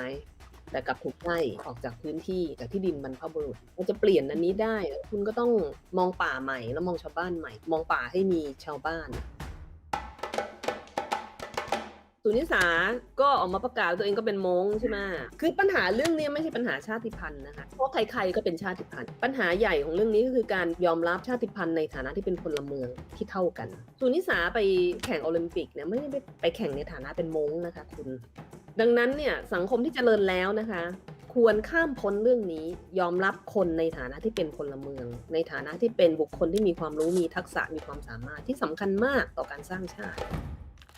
ถ้าจะลดอคติทางชาติพันธุ์เนี่ยอันแรกคือก็ต้องปลดแอกมรดกสงครามเย็นเอาวิตกจริตเรื่องความมั่นคงแห่งชาติออกไปซะจากสังคมไทยเอาออกจากกฎหมายที่มีอยู่ไม่ว่าจะเป็นพรบสัญชาติก็ดีกฎหมายที่มันอยู่ในกฎหมายทรัพยากรป่าอุทยานทั้งหลายที่กีดกันสิทธิของพลเมืองที่อยู่มานานกับอันที่สองเราต้องหันมามองชาติพันธุ์ในแง่ที่มันเป็นพลังสร้างสรรค์ไม่ใช่ภัยไม่ใช่อันตรายคุกคามการที่มีกลุ่มองค์กรทางสังคมมากมายซึ่งศูนย์มนุษย์เป็นหนึ่งในนั้นพยายามที่จะผลักดันให้มีพรบชนเผ่าอันนี้ถือว่าเป็นการพยายามที่จะเปลี่ยนวิธีการมองชาติพันธุ์เนี่ยในฐานะที่เป็นพลังสร้างสรรค์เปิดพื้นที่ให้กับความเป็นชนเผ่าหรือกลุ่มชาติพันธุ์ให้มีที่มีทางมี recognition สามารถที่จะถูกยอมรับในสังคมไทย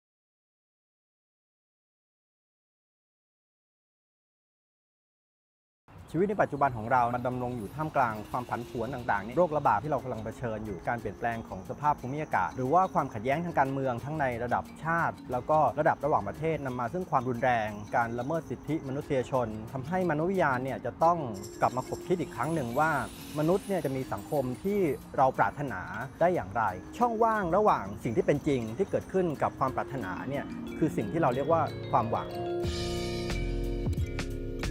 การศึกษาเรื่องของความหวังเนี่ยทำได้ในหลากหลายมิติการศึกษาเรื่องของทุนทางสังคมทุนทางวัฒนธรรมก็เป็นส่วนหนึ่งที่ทำให้มนุษย์คิดไปข้างหน้าว่าด้วยข้อจำกัดหรือด้วยทุนที่เขามีเหล่านี้เนี่ยเขาจะไปข้างหน้าได้อย่างไรบ้างหรือว่าเรื่องของการศึกษาผ่านสิ่งอื่นๆที่อยู่รอบตัวระบบนิเวศมันมีงานศึกษายกตัวอย่างงานของแอนนาซิงซึ่งศึกษาเรื่องของเห็ดมัตสึทาเกะเห็ดเนี่ยมันมีวิถีชีวิตในการเจริญเติบโตงอกงามได้ท่ามกลางข้อจำกัดต่างๆมากมายเลยแล้วมนุษย์เองเนี่ยก็เชื่อมโยงกับสิ่งเหล่านี้อยู่แล้วท่ามกลางการย้ายถิ่นท่ามกลางภัยพิบัติเพราะฉะนั้นการดำรงอยู่ของเห็ดเนี่ยทำให้เราเข้าใจโดยที่เราอาจจะไม่ได้เรียนรู้จากมันโดยตรง30 ปีตั้งแต่ทศวรรษ 80 นะครับจนกระทั่งปัจจุบันมันมีแนวคิดใหม่ๆเกิดขึ้นอย่างน้อยๆเนี่ย8 ถึง 10 ทฤษฎีด้วยกันแสดงว่าเรามีความหวังเยอะเหมือนกันนะคือเรามีความหวังอยู่เสมอในอีกด้านหนึ่งก็คือว่าเราเห็นปัญหาเราเห็นจุดบอดของมุมมองของเราเสมอความเปลี่ยนแปลงในทางแนวคิดทฤษฎีต่างๆมันก็คือปฏิกิริยาต่อความเปลี่ยนแปลงของสังคมยิ่งเราเห็นวิกฤตบ่อยครั้งเท่าไหร่เราก็จะยิ่งเห็นว่าความเข้าใจของเราที่มีต่อโลกมันมีปัญหาอะไรบางอย่างการเกิดวิชามนุษยวิทยาขึ้นมาเนี่ยผมคิดว่ามันก็บอกอยู่แล้วว่ามันอยากจะเห็นโลกไปทางไหนไอ้สิ่งที่เรียกว่าความหวังเนี่ยถึงแม้ว่ามันไม่ได้ถูกพูดมาโดยตรงเนี่ยแต่ว่ามันเป็นสิ่งที่มันซุกซ่อนอยู่ในแนวคิดต่างๆเสมอแนวคิดที่เห็นความหวัง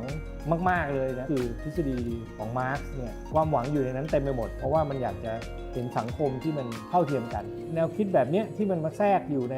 การทำงานทางมนุษยวิทยามากขึ้นเรื่อยๆมันก็ชี้ให้เห็นว่านักมนุษยวิทยาเนี่ยจะต้องมองให้เห็นถึงความเหลื่อมล้ำการเอารัดเอาเปรียบกันเพื่อที่เรามีความหวังว่าจะทำให้สังคมมันเสมอภาคกันมากขึ้นแต่เดิมเนี่ยเราศึกษาผ่านชาติพันธุ์วรรณาซึ่งสนใจสภาวะปัจจุบันแล้วก็อดีตแต่การเอาปัจจัยในเรื่องของอนาคตเข้ามาเป็นตัวตั้งในการศึกษามันก็จะทำให้เรามีคำถามใหม่ๆเกิดขึ้นในการที่จะสนใจผู้คนมากเช่นการออกไปเคลื่อนไหว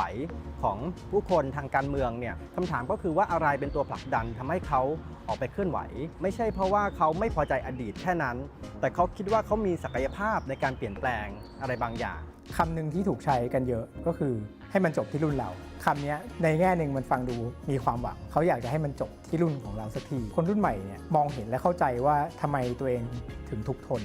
เขารู้แล้วว่าเขาถูกกดขี่ถูกล่วงละเมิดถูกทำให้ยากจนแล้วเขาอยากจะลุกขึ้นมาเปลี่ยนมันในแง่หนึ่งมันก็เป็นความรู้สึกไม่มีหวังเหมือนกันเพราะว่าเขาได้สูญเสียความฝันหรือว่าโอกาสที่ต้องการจะทำอะไรต่างๆในชีวิตเนี่ยไปแล้วก็เป็นสิ่งที่หวนคืนมาไม่ได้เราพูดถึงความหวังเราพูดถึงความฝันแต่ว่าถ้าเราไม่พูดถึงไม่วิพากษ์โครงสร้างพื้นฐานของการที่จะนำไปสู่ความใฝ่ฝันเหล่านั้นเนี่ยนะครับความหวังของเรามันก็จะกลายเป็นความหวังลมๆแรงๆสิ่งที่อาจจะเห็นว่ามันเป็นความหวังเลยก็คือว่าคนรุ่นใหม่ที่ออกมาเคลื่อนไหวเนี่ยมีเอมพัตตีต่อคนกลุ่มต่างๆเนี่ยสูงมากมันไม่เคยเกิดขึ้นมาก่อนในการเคลื่อนไหวที่ผ่านมาทุกๆคนที่ออกมาเคลื่อนไหวเนี่ยสามารถที่จะมีจุดยืนของตัวเองได้อย่างเต็มเท้าเต็มตัวคือเรียกร้องประชาธิปไตยด้วยแล้วก็เรียกร้องในสิ่งที่เราเองรู้สึกว่าเรามีประสบการณ์ที่เจ็บปวดแล้วเราอยากจะเปลี่ยนแปลงมันได้แล้วทุกคนก็พร้อมที่จะเข้าใจแล้วก็เรียนรู้ไปกับเรามนุษย์เองเนี่ยดำรงอยู่ท่ามกลางข้อจำกัดต่างๆแต่ว่าเราก็เป็นสิ่งมีชีวิตซึ่งแสวงหาความเป็นไปได้มากๆหน้าที่ของมนุษยวิทยาคือการบอกว่าความเป็นไปได้เหล่านั้นเป็นไปได้หลากหลายอย่างไรมีชีวิตที่รออยู่ข้างหน้าอย่างไรบ้างแล้วก็เราจะใช้ศักยภาพของเราเนี่ยในการเปลี่ยนแปลงสังคมของเราได้อย่างไร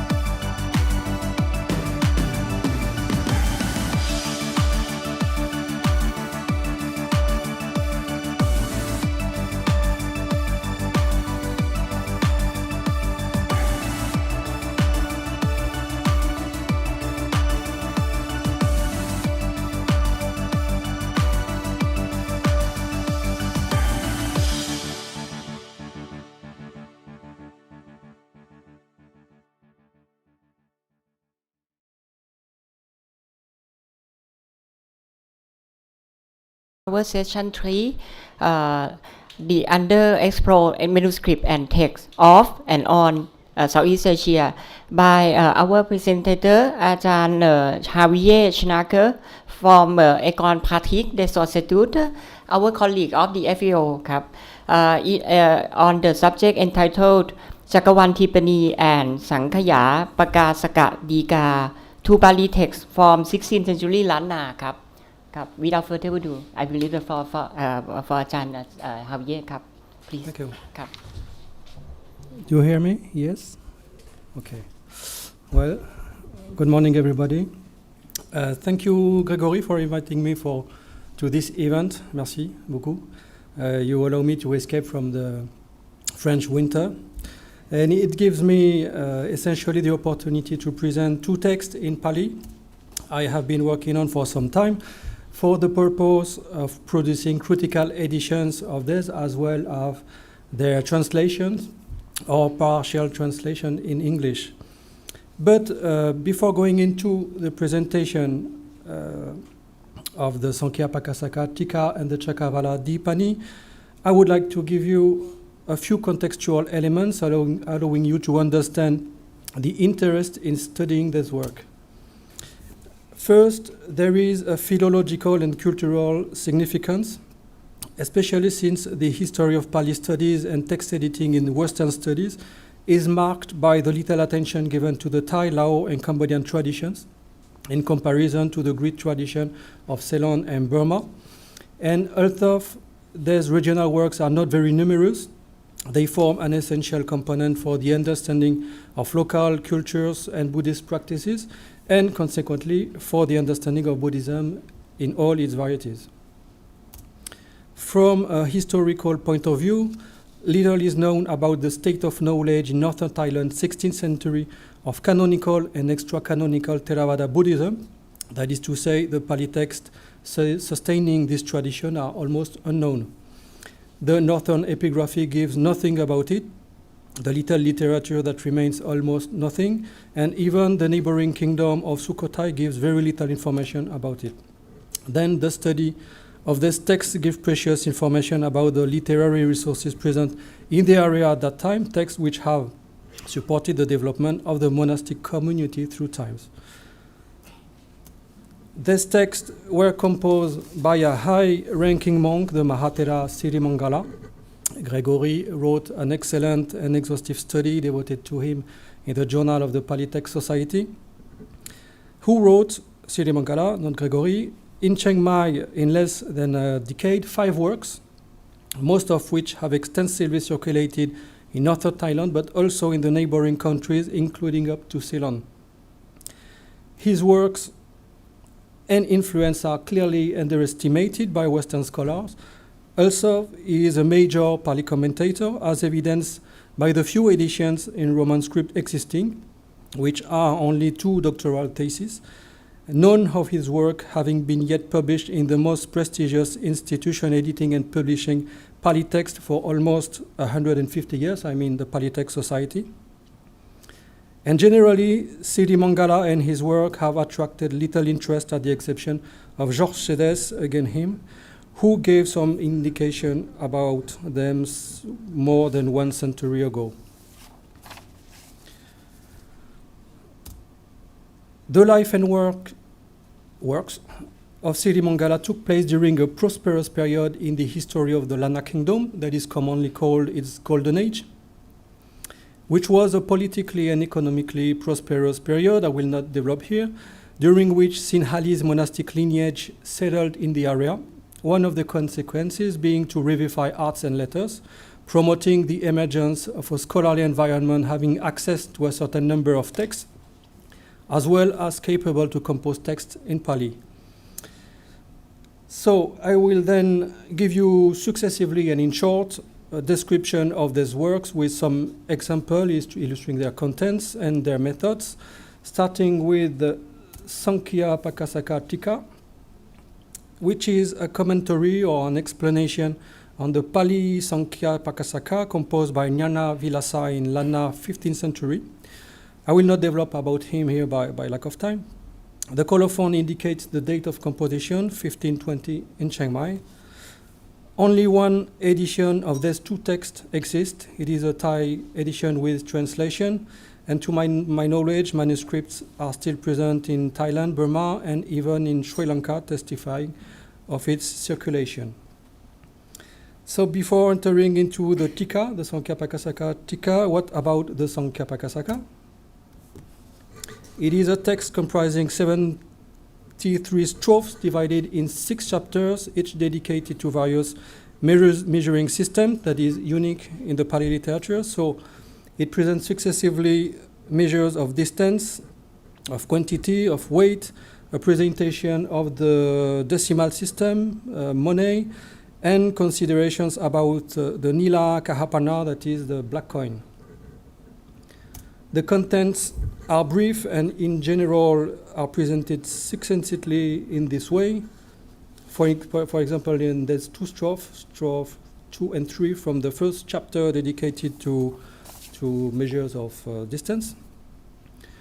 So it goes from the paramanu, that is the atom or the size of an atom, and it finishes with the anguli, which is the size of a finger, about 3 centimeters and a half.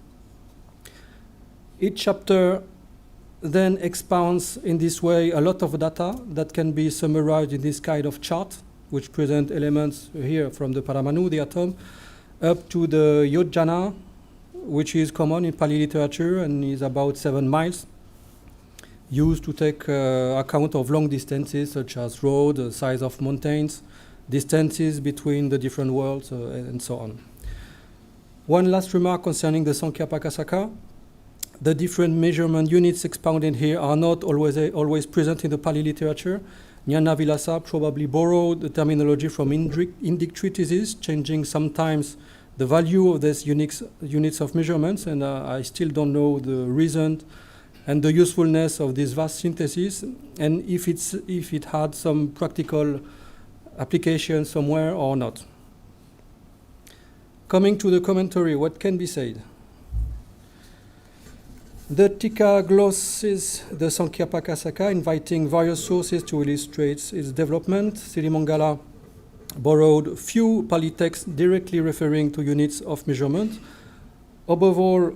he focused on 2 texts, the Sadaniti Datumala of Agavamsa, which is an encyclopedic Pali grammar, and the Abhidhana Padipika Tika of Chaturangabala, which is a commentary on the Abhidhana Padipika, a synonymic and thematic dictionary. Both texts are here exploited intensively and are of Burmese origin. The precision is important. So Sirimangala comments on data from the Sankhyāpakāsaka in 2 ways. It quotes data present in other texts, comparing or just pointing them out, such as this passage borrowed from the Visuddhimagga commentary, giving information not always congruent with what the Sankhyāpakāsaka said. For instance, in this list, the yava, that is the seed, is not mentioned in the Sankhyāpakāsaka, or alika is here 1/8, while in the Sankhyāpakāsaka it is only 1/7 of anuka, or ratarenu is here 1/8. In the Sankhyāpakāsaka it is 1/36. Again, I still don't know the reason for all those differences, and the commentary does not give any reason for that. But the very large part of Sirimangala's work consists in focusing on the construction of words and their etymologies, aiming to come as close as possible to their original meaning. Take, for example, this strophe where 5 measures of weight are expounded: the vihi, the gunja, the masaka, the akka, and the dharana. I will give you only the gloss for the vihi and the akka to illustrate the method used. The part concerning the vihi is this short passage. So the operation is simple. No, it's not simple. It consists first in giving the etymology of the word vihi by means of a specific method supplementing grammar and inherited from the Indic linguistic tradition, which is called semantic etymologies, popular etymologies, and so on. formalized in the Yashka's Nirukta, for those who are interested, which allows to construct artificially the meaning of a word, striving to motivate the hidden link that exists between this and the things it designates. Here, he is a combination of Vahati and Bruheti. Then follow the verbal roots, sustaining the meaning of a word, Vahati and Bruheti, which are perfectly listed in lexicographical works dealing with verbal roots. Here it concerns the Dhatu Pata and the Dhatu Manjusa. And finally, grammatical operations and morphological changes borrowed from the Abhidhana Padipika, explaining the passage from the association of Vaha and Bruha to Vihi, in adding the suffix E, in transforming the first A of Vaha into a long E, and in eliding the letter Ra, or better the sound R, of Bruha. That is the operation. I don't know if it is really clear, but it is like this. In the second example, that of the Akka fruit, the explanation mixes also verbal roots with grammatical operations. The root asa, to which is added the suffix ka, which gives asaka, and the transformation of the letter sa, or the sound s of asaka, into a k to give akka. Finally, the commentary more or less explains why the akka tree devour infections. It is because its fruits, which have different names, help to improve digestion when they are mixed in herbal preparation called tripala, widely used in Indian traditional medicine. So without transition, the Cakkavāladīpanī, the second text was also composed at the same time and the same place of the Sankhyāpakāsaka-tīkā, and is generally presented in catalogues dealing with Pali literature as a cosmology describing the world system, the different elements composing our world. But in fact, it is a little bit more complex than that. The Cakkavāladīpanī is effectively a cosmology, but it is mainly a compilation of quotations coming from various Pali sources to illustrate its different topics, very probably all that Sirimangala had at his disposal at that time. To my knowledge, manuscripts of the Cakkavāladīpanī are located in all Southeast and South Asian countries where the Pali Buddhist tradition spread, in Thailand, Laos, Burma, Sri Lanka, and Cambodia, testifying of its wide circulation through time and places. And different critical editions of this text exist, and also translation exists. Maybe I forget some, Burmese translation, I don't remember. The majority are in Thai, except one that is in English, thesis from Sri Lanka.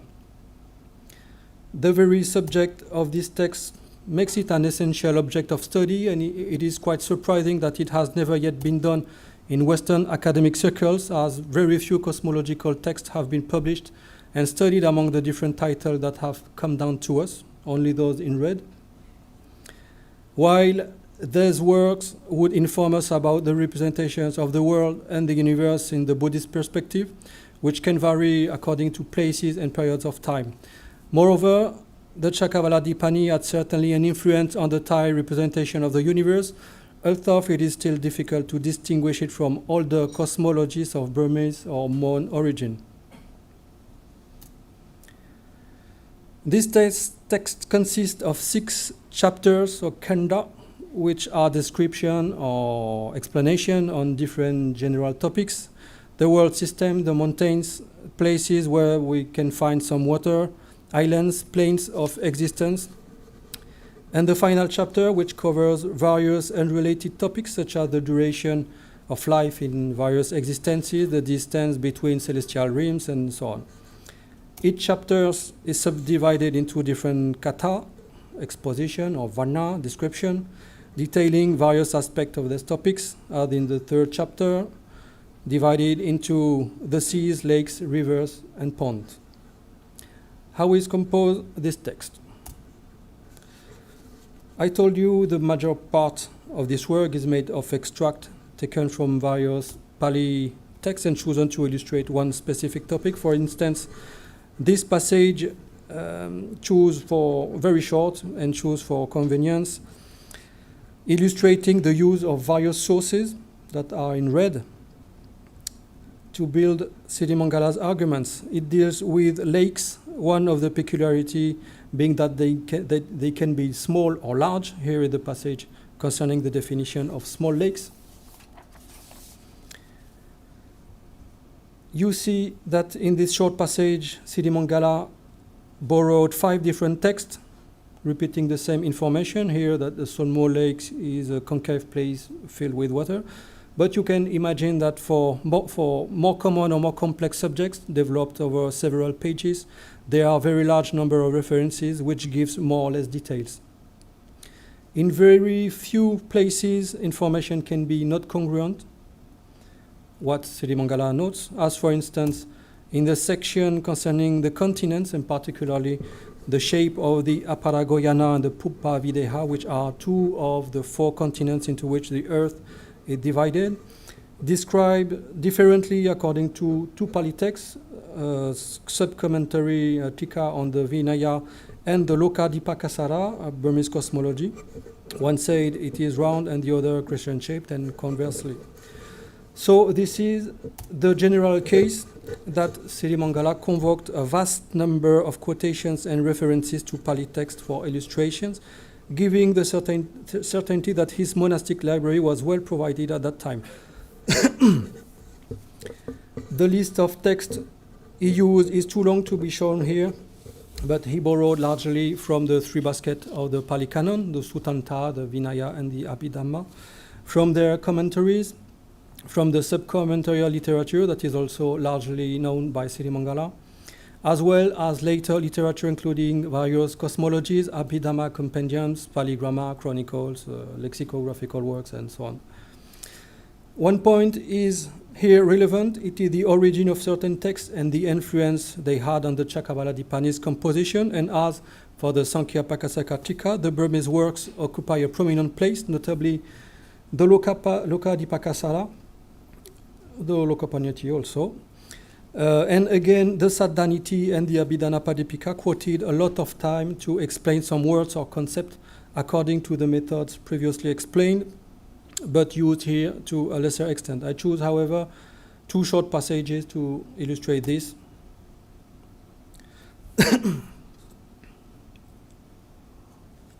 The first gloss borrowed from the Saddhaniti concerns the word apayo, which is the plane of misery, derived from 2 distinct etymologies, but which agree in the general sense. And the word dipa, dipo, in the section concerning islands, borrowed from the sub-commentary on the Samyutta Nikaya, the Saratapakasa-Nitika, whose etymology refers to its topographical situation. So to conclude about these 2 texts,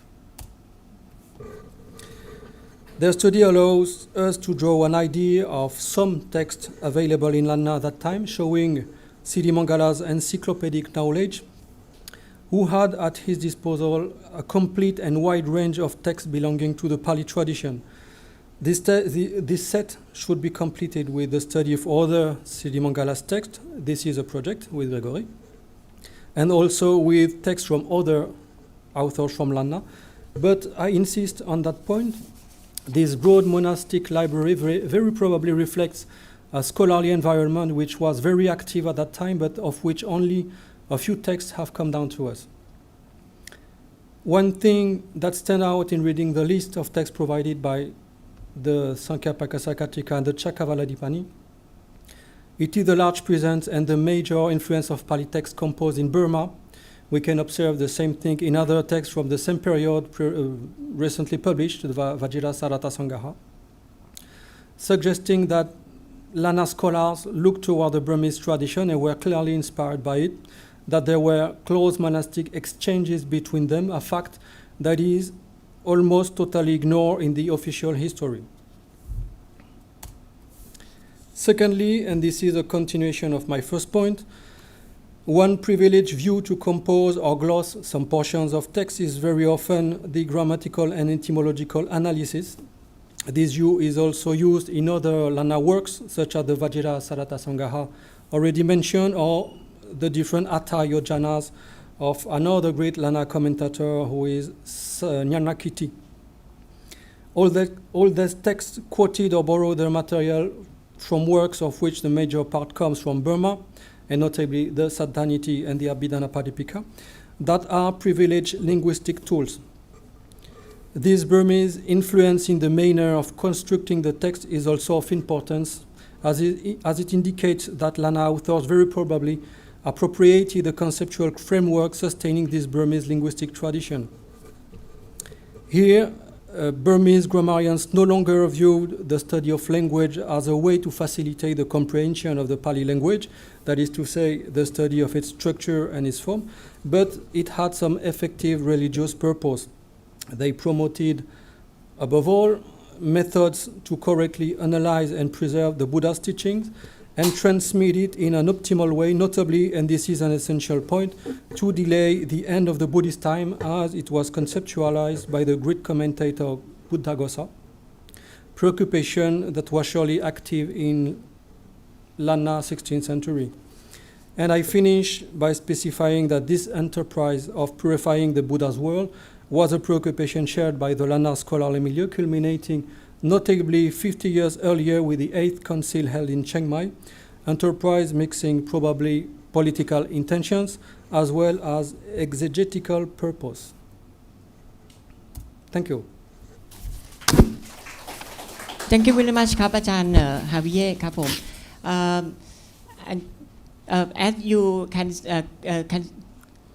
you can hear okay. You can see more clear now that his work, which is very condensed and detailed philological comparative studies, can shed light more on the worldview of the people from 16th century of this region, and also his analysis of the literary tradition. It means that the writing can shed light also to the opacity of the text itself, and we can see more transparent to the tradition in the region. And now I leave the floor. If you have some questions for our presenter, ครับผม มีคำถามไหมครับ Yes, thank you, Javier. So, as you know, I also studied a text from Sirimangala, the Mangalathadipani. And as far as I know, this text, the Mangalathadipani, was declined in many, very different versions. It was translated in Thai, in Lao, in Burmese, and then we can find some summarized versions. So this text, the Mangalathadipani, did not only widespread in its original form in Pali, because it's quite difficult text to understand, but it was more widespread in condensed form or in summaries. Is it also the case for these two texts you studied? I don't know. In fact, I don't know. Were they translated in vernacular? Or? The Sankhyāpakāsaka, which one? The two texts? Yeah, they were translated in Thai, I suppose. I know. In manuscript form, I mean, like in the past. But in condensed form, I don't think so. I don't think so, because the Mangalathadipani has different subjects, well defined, well divided, that can be summarized. Maybe it is more easy to summarize. The question is so technical that the question is always for what reason monks like Sirimangala wrote this text, because basically it's not for everyone, and so sometimes an hypothesis, was it a kind of not to show off, but to show to the community his knowledge, how deep was his knowledge, because what's the point to enumerate all the sources to define one single word? It's the same in the Mangalathadipani for the word, I don't know, guna or punya. So in the canon it's like this, in the commentary it's like this, in the tika it's like this, and then. So my first feeling is say, okay, you just want to show how deep is his knowledge, how he learned. And in the example you show, so my question is, for what purpose you wrote this kind of text? It is difficult to be sure, but maybe there are different reasons. It gives you some prestige and authority. Sirimangala was a high-ranking monk, so maybe he has to prove that he had some knowledge, and it's difficult to say. And after that, there are some, as I said, soteriological purposes. There was a goal to that, to transmit the Buddha's teaching. It was a real task, probably at this time, in the Burmese tradition also. In fact, the notion of pariyati, that is the study or in the Pali context, is essential to understand all this tradition. Because there was some debate in Sri Lanka about what is the better, the study of text, pariyati, or the practice, that is the patipati. And they decided that the study of text was more important, because in the context of the end of time, morality will decrease, will be lost, and the first thing to defend, to protect, is the text. So you have to know the text, you have to know them, to transmit them, and they were surely inhabited, we can say that, habité par, concerned with this aspect of the Pali study. So that is one reason why they compose so many texts that are sometimes difficult to appreciate. For example, the Sankhyāpakāsaka-tīkā is very interesting, but I still don't understand what is the reason of this composition, because it has no use in reality. I don't think that in the Thai culture some of the units of measurement found a way. I'm not sure. So it lets the various questions open. Yes, that last. If we can research furthermore on the measurement and maybe the measurement of the creating or producing of the image of Buddha, and if we can find some exact measurement of some kind like that. I mean that with the measurement mentioned in the text, and if we can have research more on this kind, maybe we can see more about the diffusion of the text in the knowledge of local people themselves. ครับ Thank you very much ครับอาจารย์ Javier. Thank you.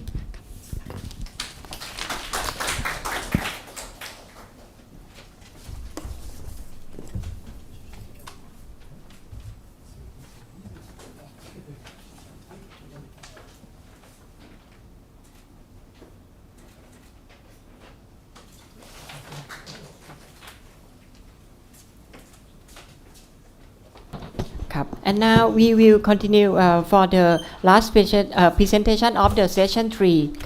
The subject of the presentation entitled The Bualapantha, a Thai Book of the Dead, by Ajahn Gregory Kourilsky, and also is it the study of Ajahn François Lagirarde with him.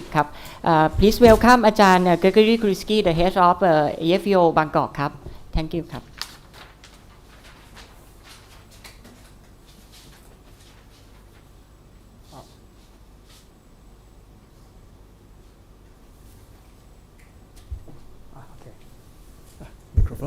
Thank you very much, Konsai.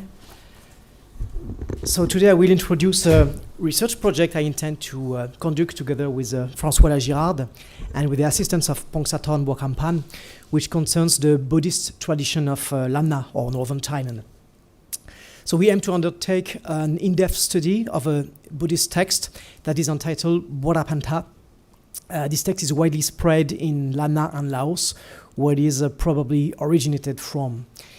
It is found on palm leaf manuscript by Lanna and usually kept in repositories of Buddhist monasteries. Its date of composition is unknown, as the oldest manuscript copies available are dated from early 19th century, but it probably dates back to 16th or 17th century. So Bualapantha is actually the Thai Lao pronunciation of the Pali compound Pavara Bandha, on which I will develop further on, but which refers to the highest teaching of the Buddha.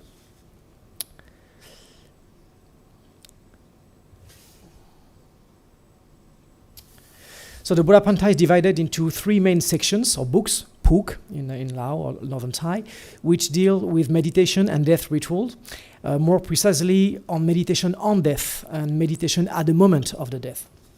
For this reason, one could consider this text as a Thai book of the dead, in a nod at the well-known Tibetan Bardo Todol, although there is no connection between those 2 texts.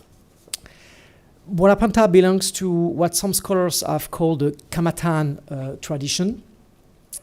This Buddhist tradition relates to a kind of meditation for monks and lay people, focusing on death, the afterlife, the transmission from one existence to another, or on the contrary, on total extension, that is the entry into nirvana or nibbana. So this so-called Kamatan tradition first refers to a meditation method that is specific to mainland Southeast Asia, especially Cambodia and the Thai-Lao world. This method significantly differs from methods depicted in the Pali texts that are today recognized as authoritative on the issue of meditation. So although the root of this method can hardly be found in the tradition of Sri Lanka, supposed to be the cradle of the Theravada Buddhism, it mainly rests on the technical vocabulary and notions that are borrowed from the Pali scriptures, in particular that of the Abhidhamma and Buddhaghosa's Visuddhimagga. This meditative practice, together with related texts and rituals, aims to reveal or reproduce the path of the Yogavachara, Yogavachon, that is the practitioner of spiritual discipline, the meditator, towards deliverance or nibbana. Kamatan meditation primarily rests on the visualization and internal deliverance, mimesis, of the development of the embryo in the mother's womb. The aim is to make the Yogavachara be symbolically reborn in a new existence, deprived of all impurity. It is therefore a process of initiatory regresses, which must be carried out through meditation and breathing exercise. The quest of the Yogavachara for the acquisition of supernatural bodily properties aim at transforming the physical body in the search for deliverance, and this resonates with Hindu methods of yoga and tantra. So in this respect, some scholars have talked, rightly or wrongly, about tantric Theravada. This form of Buddhist practice is linked to a broader religious and cultural framework, which includes conceptions, cosmologies, rituals, hierarchies, material culture, and even aesthetics, that is distinctive from the form of Buddhism as practiced in Sri Lanka. In this regard, the term Kamatan does not, when applied to Thai Khmer Buddhism, strictly refer to meditation, but more broadly to a particular way to conceive and to practice the doctrine. The so-called Kamatan tradition has attracted the interest of European scholars as soon as the turn of 20th century, so first by Rhys Davies, the founder of the Pali Text Society. So we established a Romanized transcription of the Vidarshanapota that he translated as a Yogavachara's manual. And the Vidarshanapota was then translated some years after by Woodward. And we can also worthy of note of a couple of study in French from Adhémar Leclerc, Louis Finot, and Georges Sedes, who have studied one or several texts that belong to this tradition. However, it is not until several decades later that the Kamatan tradition was subject to an in-depth study, thanks to the work of François Bizot, then researcher at the EFEO, who published a dozen of substantial contributions on a related text and practice in Cambodia, Thailand, and Laos. Subsequently, a few European or Thai scholars have continued to focus on this tradition or some specific aspect of it, such as François Lagirarde, Olivier de Bernon, Donald Squarer, Kate Crosby, and others. All scholars who have studied this tradition have been puzzled by the fact it uses a Pali terminology and also partly relies on canonical and post-canonical scriptures, while at the same time include a number of features that depart to varying extent from conceptions and teaching contained in the Pali corpus of Sri Lanka. So several hypotheses have been advanced to trace their origins, so Mahayana Buddhism or Brahmanism and Tantrism and so forth. So although some of these tracks are worthy of consideration, none of them has proven to be more than conjecture, and in some cases have turned out to be incorrect. So as for the Bualapantha per se, it undoubtedly belongs to this form of Buddhism that Bizo called the Kamatan tradition. So the meaning Bualapantha or Pavarabandha is so far unclear. So it is a Pali compound of two words, Pavara, which means most excellent, eminent, noble, and Bandha, which is a bound or a tie, or by extension, something that binds or ties together. So it could, for instance, refer to a cord binding palm leaf manuscript together, for instance. One colophon of a Bualapantha manuscript can help to clarify the meaning of the very term Bualapantha. So the scribe Pomachak Bhikkhu writes at the end of the manuscript, "My editorial work on the Paramattha Dhamma teaching, which is known as Bualapantha, has been achieved from the beginning to the text to its end." The word Paramattha Dhamma, Paramattha Tham in Thai, so Parama, higher, Attha, sense, and Dhamma, the teaching. So it can be translated as the ultimate sense of the Dhamma or the ultimate sense of the Buddhist teaching. This compound is found in post-canonical literature related to the Abhidhamma, for instance, the Abhidhamata Sangha, and also some Tika of the Visuddhimagga. So the Bualapantha can be regarded as an instruction guide that gathered together the ultimate teaching of the Buddha. It can therefore be translated as the noble compendium or a supreme ontology. So as I said, the Bualapantha is made of three different sections.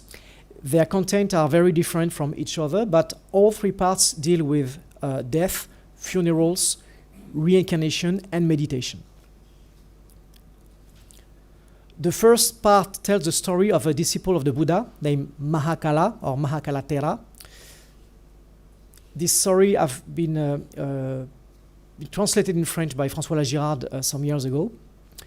So in this narrative, Mahakala is an old monk who is presented as a meditation practitioner, Kamatana,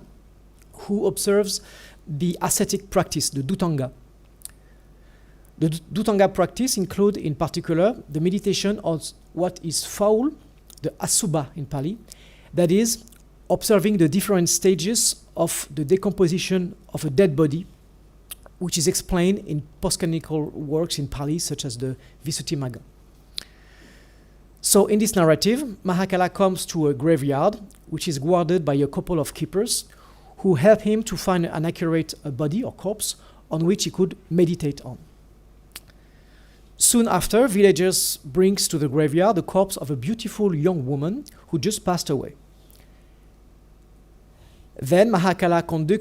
conducts the funerary rites, the funerals, performed before the cremation, and also it explains in detail all the different stages of these rituals, as well as their symbolic signification, a symbolic meaning. So the story of Mahakala itself can be tracked to the canonical Pali sources, like the Theragatha or the Dhammapada Atthakatha, but actually it is rather different in details. For instance, the Pali versions ends with the entry of Mahakala into the state of Arahant, which is not the case in the vernacular version. But more significantly, only the Southeast Asian version narrative includes the episode of the Mahakala's direction of death rituals and his sermon on death, which are totally absent from the Pali sources. The story of Mahakala Thera can also exist in a Khmer version, which is entitled Aryapukon. In Cambodia, this text is recitated by monks before a dying person, before he passed away, so it's also connected directly to funerals. There is also a Burmese version, or Mon Burmese, which is entitled Anisong Kamatan, which is different from the Anisong Kamatan that is found in Lanna in Cambodia. So all Southeast Asian versions are similar, but all differ from the canonical or Sinhalese version. So in the Thai Lao Bualapantha, The narrative of Mahakala is told in Northern Thai or Lao language, but includes a number of sentences or group of words in Pali, as is mostly the case in the vernacular Buddhist literature of this area. Moreover, the text follows the classical form of a canonical sutta, and in particular it starts with the liminar sentence Eva me suttam, ekam samayam bhagava savatiyam viharati, etc., as do all canonical suttas. So, albeit apocryphal, it can thus deserve to be called the Sutta of Mahakala. The second section, the second book of the Bualapantha, is also narrative, but only partly. It first tells the allegory of the fig tree with 5 branches, which is also spread in both Thai and Khmer cultural areas. So the Khmer version of this narrative is part of a text entitled in Cambodia the Mul Kamatan or Mul Prakamatan, which was studied by Bizo and published in a book in 1976. The narrative starts with the Buddha addressing Yama, the king of hell, exposing to him the law of karmic retribution, the merit and demerit, etc. The next scene introduces the character of the spirit child, Lok Duang Chit, or in Khmer, the spirit children, brother and Chita Kumara and Chita Kumari, who are sister and brother in the Khmer version, but only one child in the Thai version. So this spirit child is on leave from Yama's realm and in search of a new maternal womb to be born again in the human world. However, the spirit child is aware that whatever the world and condition he will be born in, fault and demerit will negatively weight and impact his destiny. But here a divinity appears and explains to the spirit child that there is a way to escape the cycle of death and rebirth, which is the Nibbana, the Nibbana. And here the Nibbana is presented as a city surrounded by 7 walls of crystal, Kampengkeo Chetplakan. The divinity explained to the spirit child that to enter this city, he must find a holy jewel, Duangkeo,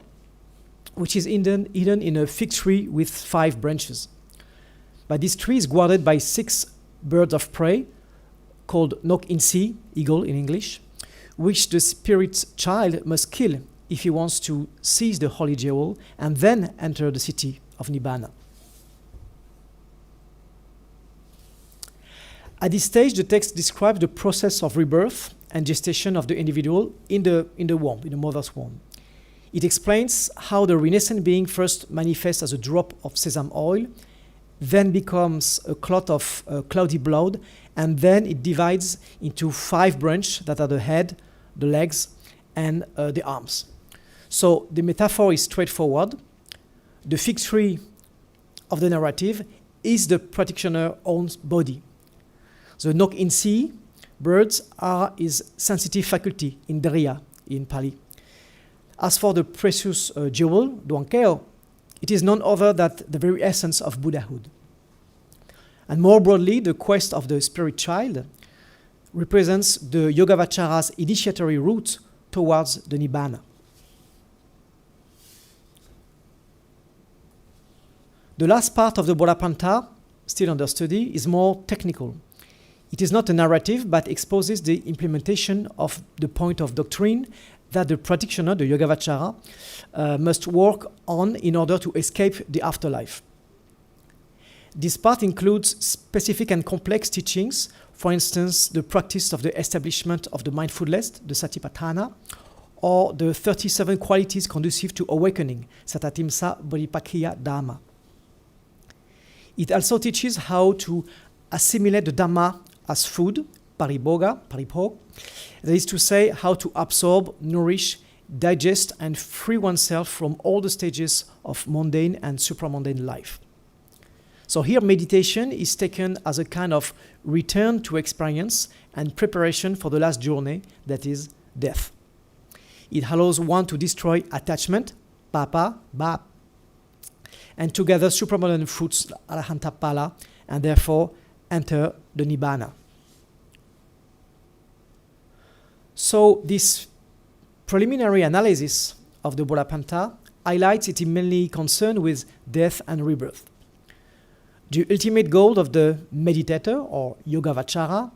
is indeed not so much to seek for spiritual progression or internal peace than to getting merit and skills for preparing death and next existence. The Bualapantha thus makes it possible for the Yogavachara to carry out a last initiatory journey before reaching the city of Nibbana. In this sense, the teaching of the Kamatan tradition can be regarded as a method for rapidly reaching salvation, which provides to the practitioner a kind of shortcut leading to the Nibbana immediately after death. So our project is to thoroughly study the Bualapantha from a selection of manuscripts coming from northern Thailand and Laos.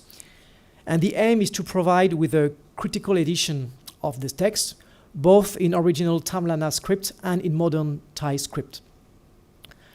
Our wish is to publish a volume that will be in the continuity with the collection initiated by François Bizot, Texte bouddhique du Cambodge, du Laos, de Thailand, which provides a version of a given text in different scripts and languages, as well as a translation and analysis. So we aim to publish a translation in English of the text as well. The fact is the entirety of François Bizot's works are in French, thus not accessible to international readers or specialists of Buddhism. Truth is, Bizot is often mentioned in scholarship dedicated to Buddhism of Southeast Asia, but actually only few scholars have really read his works, and even fewer have understood it. Therefore, we believe this project could be useful not only by presenting an interesting Buddhist text that has been almost forgotten, but also to make better known this distinctive Buddhist tradition of Southeast Asia, which Bizot was the first to shed light on.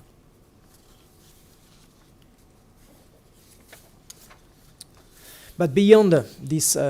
homage to a master scholar, we also aim to raise new questions and maybe suggest new tracks of investigation concerning the so-called Kamatan tradition. This concerns, for instance, the origin of distinctive text and practice, which is still enigmatic. In other words, this project aims to contribute to the study of Thai Lao Buddhism through historical, anthropological, and comparative perspective. So different books of the dead, Tibetan, Egyptian, have had worldwide success. So the Bualapantha undoubtedly deserve deep recognition for dealing with a perennial problem in local terms with a creativity and independence of mind that is second to none. So I thank you very much for your attention. ขอบคุณมากครับ Thank you อาจารย์ Gregory นะครับ ตอนนี้ใครมีคำถามไหมครับ A question? Okay. If not, I myself, if you ask, I will try to ask. It's very complicated, but I myself, I practice also the meditation. I was practicing with my grandmother. Okay. About the you mentioned อาจารย์ตกตัวนอนเนน Okay ไม่เป็นไรครับ ครับ you mentioned about the death and birth and I know that you also mentioned Nibbana, Nirvana, Nibbana นะครับ I would like to ask about the analogical dimension or metaphorical dimension of the word used in the Katha ครับ like for example birth and death or death and rebirth, or that could mean also Nibbana or the cycle of the abstraction or representation of the cycle of mind itself also, or just life and death in physical sense. Well, the idea that all this explanation is symbolic of the process of the mind, I think it's an interesting idea. I think it's a quite modern idea, which mainly comes from Buddhadasa Bhikkhu, which is now very popular because it adapts Buddhist teaching with modern vision of the world. But I think in this traditional text, it's really taken for granted. I mean, the way, because this kind of meditation is still practiced, is very rare. but it's still practiced in some part of Cambodia, and also even in Bangkok there is one temple where they still practice this kind of meditation. And of course it's internal, so it's in a way it is always symbolic, but it's a real means for practitioner to escape from bad rebirth. And David also wrote recently a paper on the meditation tradition among the Thai Nea in northern Laos, and he also focused on the fact that it's a bit different tradition, but I think they're connected, and how important in meditation, to what extent the death issue is important in the practice of meditation. So the idea that the meditation is meant to calm down and to be internal peace, to me, I think it's first a Western interpretation. I'm not saying it doesn't exist. It wasn't primarily the primary goal in the past, where I think people were very afraid of death, and actually in the Thai world, people are still very afraid of becoming a P, or for their parent to become a P. That's why many people make merit to dedicate to their parent. So the scare to be reborn in a bad condition, like a pipet, a preta, I think something is very, very important in pre-modern Buddhism. And in Laos and other Thailand, there are plenty of texts that talk about the fear or to reborn as a preta, as a pipet, and the way to escape from this destiny. So I really think it's symbolic, but not only symbolic. It has a real practical, it's a real practical instruction guide for meditation. Maybe we could say that it's run in parallel because of the kata that you study is a paramattha tham, but also to explain for the commoner or maybe ordinary people who doesn't have a basic knowledge of the Dhamma itself, maybe it's run in parallel. Death and Nibbana could come together, I think. For the สำหรับผู้ฟังทุกท่านนะครับถ้าใครมีคำถามหรือคำแนะนำด้วยเกี่ยวกับอย่างเช่นว่าผมคิดว่าคนไทยน่าจะมีความรู้เกี่ยวกับเรื่องกรรมฐานในระดับหรือซึมซับศัพท์ต่างๆนะครับอย่างเช่นลูกดวงแก้วหรือคำต่างๆเนี่ยก็คือถ้าใครมีความคิดเห็นหรือว่ามีข้อจะร่วมแลกเปลี่ยนกันนะครับเชิญนะครับมีไหมเอ่ยโอเคเชิญครับ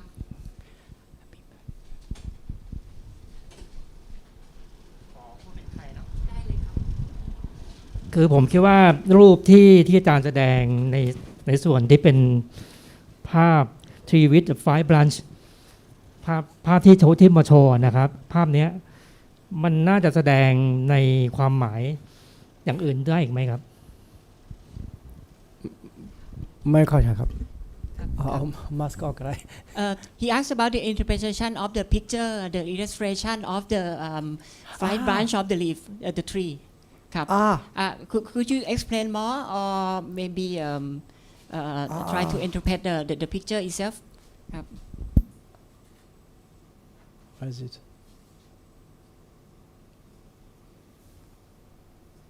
Yes.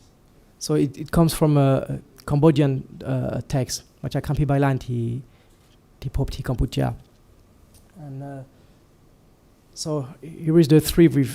5 branches, and you can see the 6 bird nok insi, and so this is I don't know, so it really represents the story about the Chitakumari in the Khmer version, where you have the spirit children who are in quest of the holy jewel, the Duankeo, and who must find the tree with 5 branches and kill the six birds who are the guards of the tree, and then they can seize the jewel and then enter the Nibbana. And what is interesting is the Nok Insi, when you write in the Pali, it is Indriya, and Indriya are the faculty of senses that are depicted. Insiya or Indriya in Pali, which are the sense, the view, the sense of taste, ear, etc. องค์ประกอบต่างๆที่ประกอบเป็นร่างค ครับ So obviously there is a metaphor of this representation and the human body. So that's why the Yogavacha has to visualize this metaphor to help him to reach the Nibbana. So it's both a story and an allegory of the way, the route of the practitioner to reach his goal.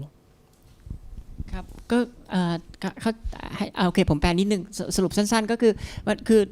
โดยทั่วไปทั้งกระบวนการเรื่องกรรมฐานที่อาจารย์อธิบายมาทั้งหมดเนี่ยมันจะมีเรื่องของการที่มีภาพเปรียบอย่างเรื่องของลูกดวงแก้วเองก็เหมือนกันใช่ไหมฮะเรื่องต้นไม้ก็เหมือนกันเป็นภาพเปรียบหนึ่งของอินทรียะที่หมายถึงทั้งผมไม่แน่ใจรวมไปถึงชีวิตแล้วแต่ว่าก็คือร่างแล้วก็ที่อาจารย์พูดคือ senses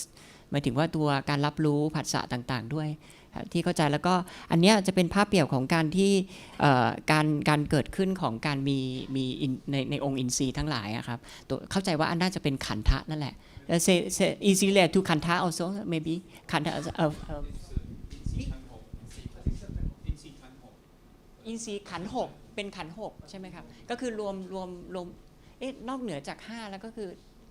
มีอะไรกันจิตโอเคเพราะว่าครับ five sense of the mind โอเคครับก็คือเป็นขันธ์5บวกกับจิตคือไปแล้วก็ในภาพเปรียบเนี่ยก็จะเป็นเรื่องของการที่จินตนาการในการที่เรารับรู้ในตัวสภาวะของจิตต่างๆครับอินทรีย์ผมยังไม่แน่ใจเดี๋ยวถ้ามีโอกาสเดี๋ยวคุยกับอาจารย์นอกรอบอีกครั้งนะครับว่าหมายถึงอะไรอินทรีย์ทั้งหกหมายถึงตัวอินทรีย์จริงๆนะครับครับโอเคได้ครับไม่เป็นไรเพราะเดี๋ยวมีทางบ้านด้วยโทษทีครับคือหมายความว่าคือที่มาของหนังสือเล่มนี้นะครับคืออยากจะให้ช่วยอธิบายขยายความถึงตัวที่มาของเอกสารชิ้นนี้ว่ามันมีเรื่องราวอย่างอื่นมากกว่านี้ไหมครับนอกจากภาพนี้ครับจากตัวคัมภีร์นี้โดยตรงครับแต่ว่าอาจารย์หามาประกอบกับตัวข้อความที่ปรากฏในตัวคัมภีร์ครับอาจารย์อยากจะทราบที่มาของตัวแหล่งข้อมูลตัวนี้ครับหมายถึงตัวภาพนี้เหรอครับใช่ครับCan you tell the source of this illustration? It comes from the book of François Bizot, his personal collection. So actually, I don't know where is this personal collection now. Probably in France. หนังสือเล่มนี้ครับเดี๋ยวผมจะให้ reference อีกครั้งหนึ่งครับผมเป็นภาษาฝรั่งเศสซึ่งอาจารย์แกพยายามที่จะถอดมาทำเป็นเล่มใหม่ซึ่งจะเป็นภาษาอังกฤษกับภาษาไทยนะครับครับผม Thank you very much อาจารย์Gregory Kourilsky นะครับผม Thank you ครับขอบคุณมากครับ We will have a lunch break นะครับ and we will meet again here at 1 p.m. ครับผม Thank you very much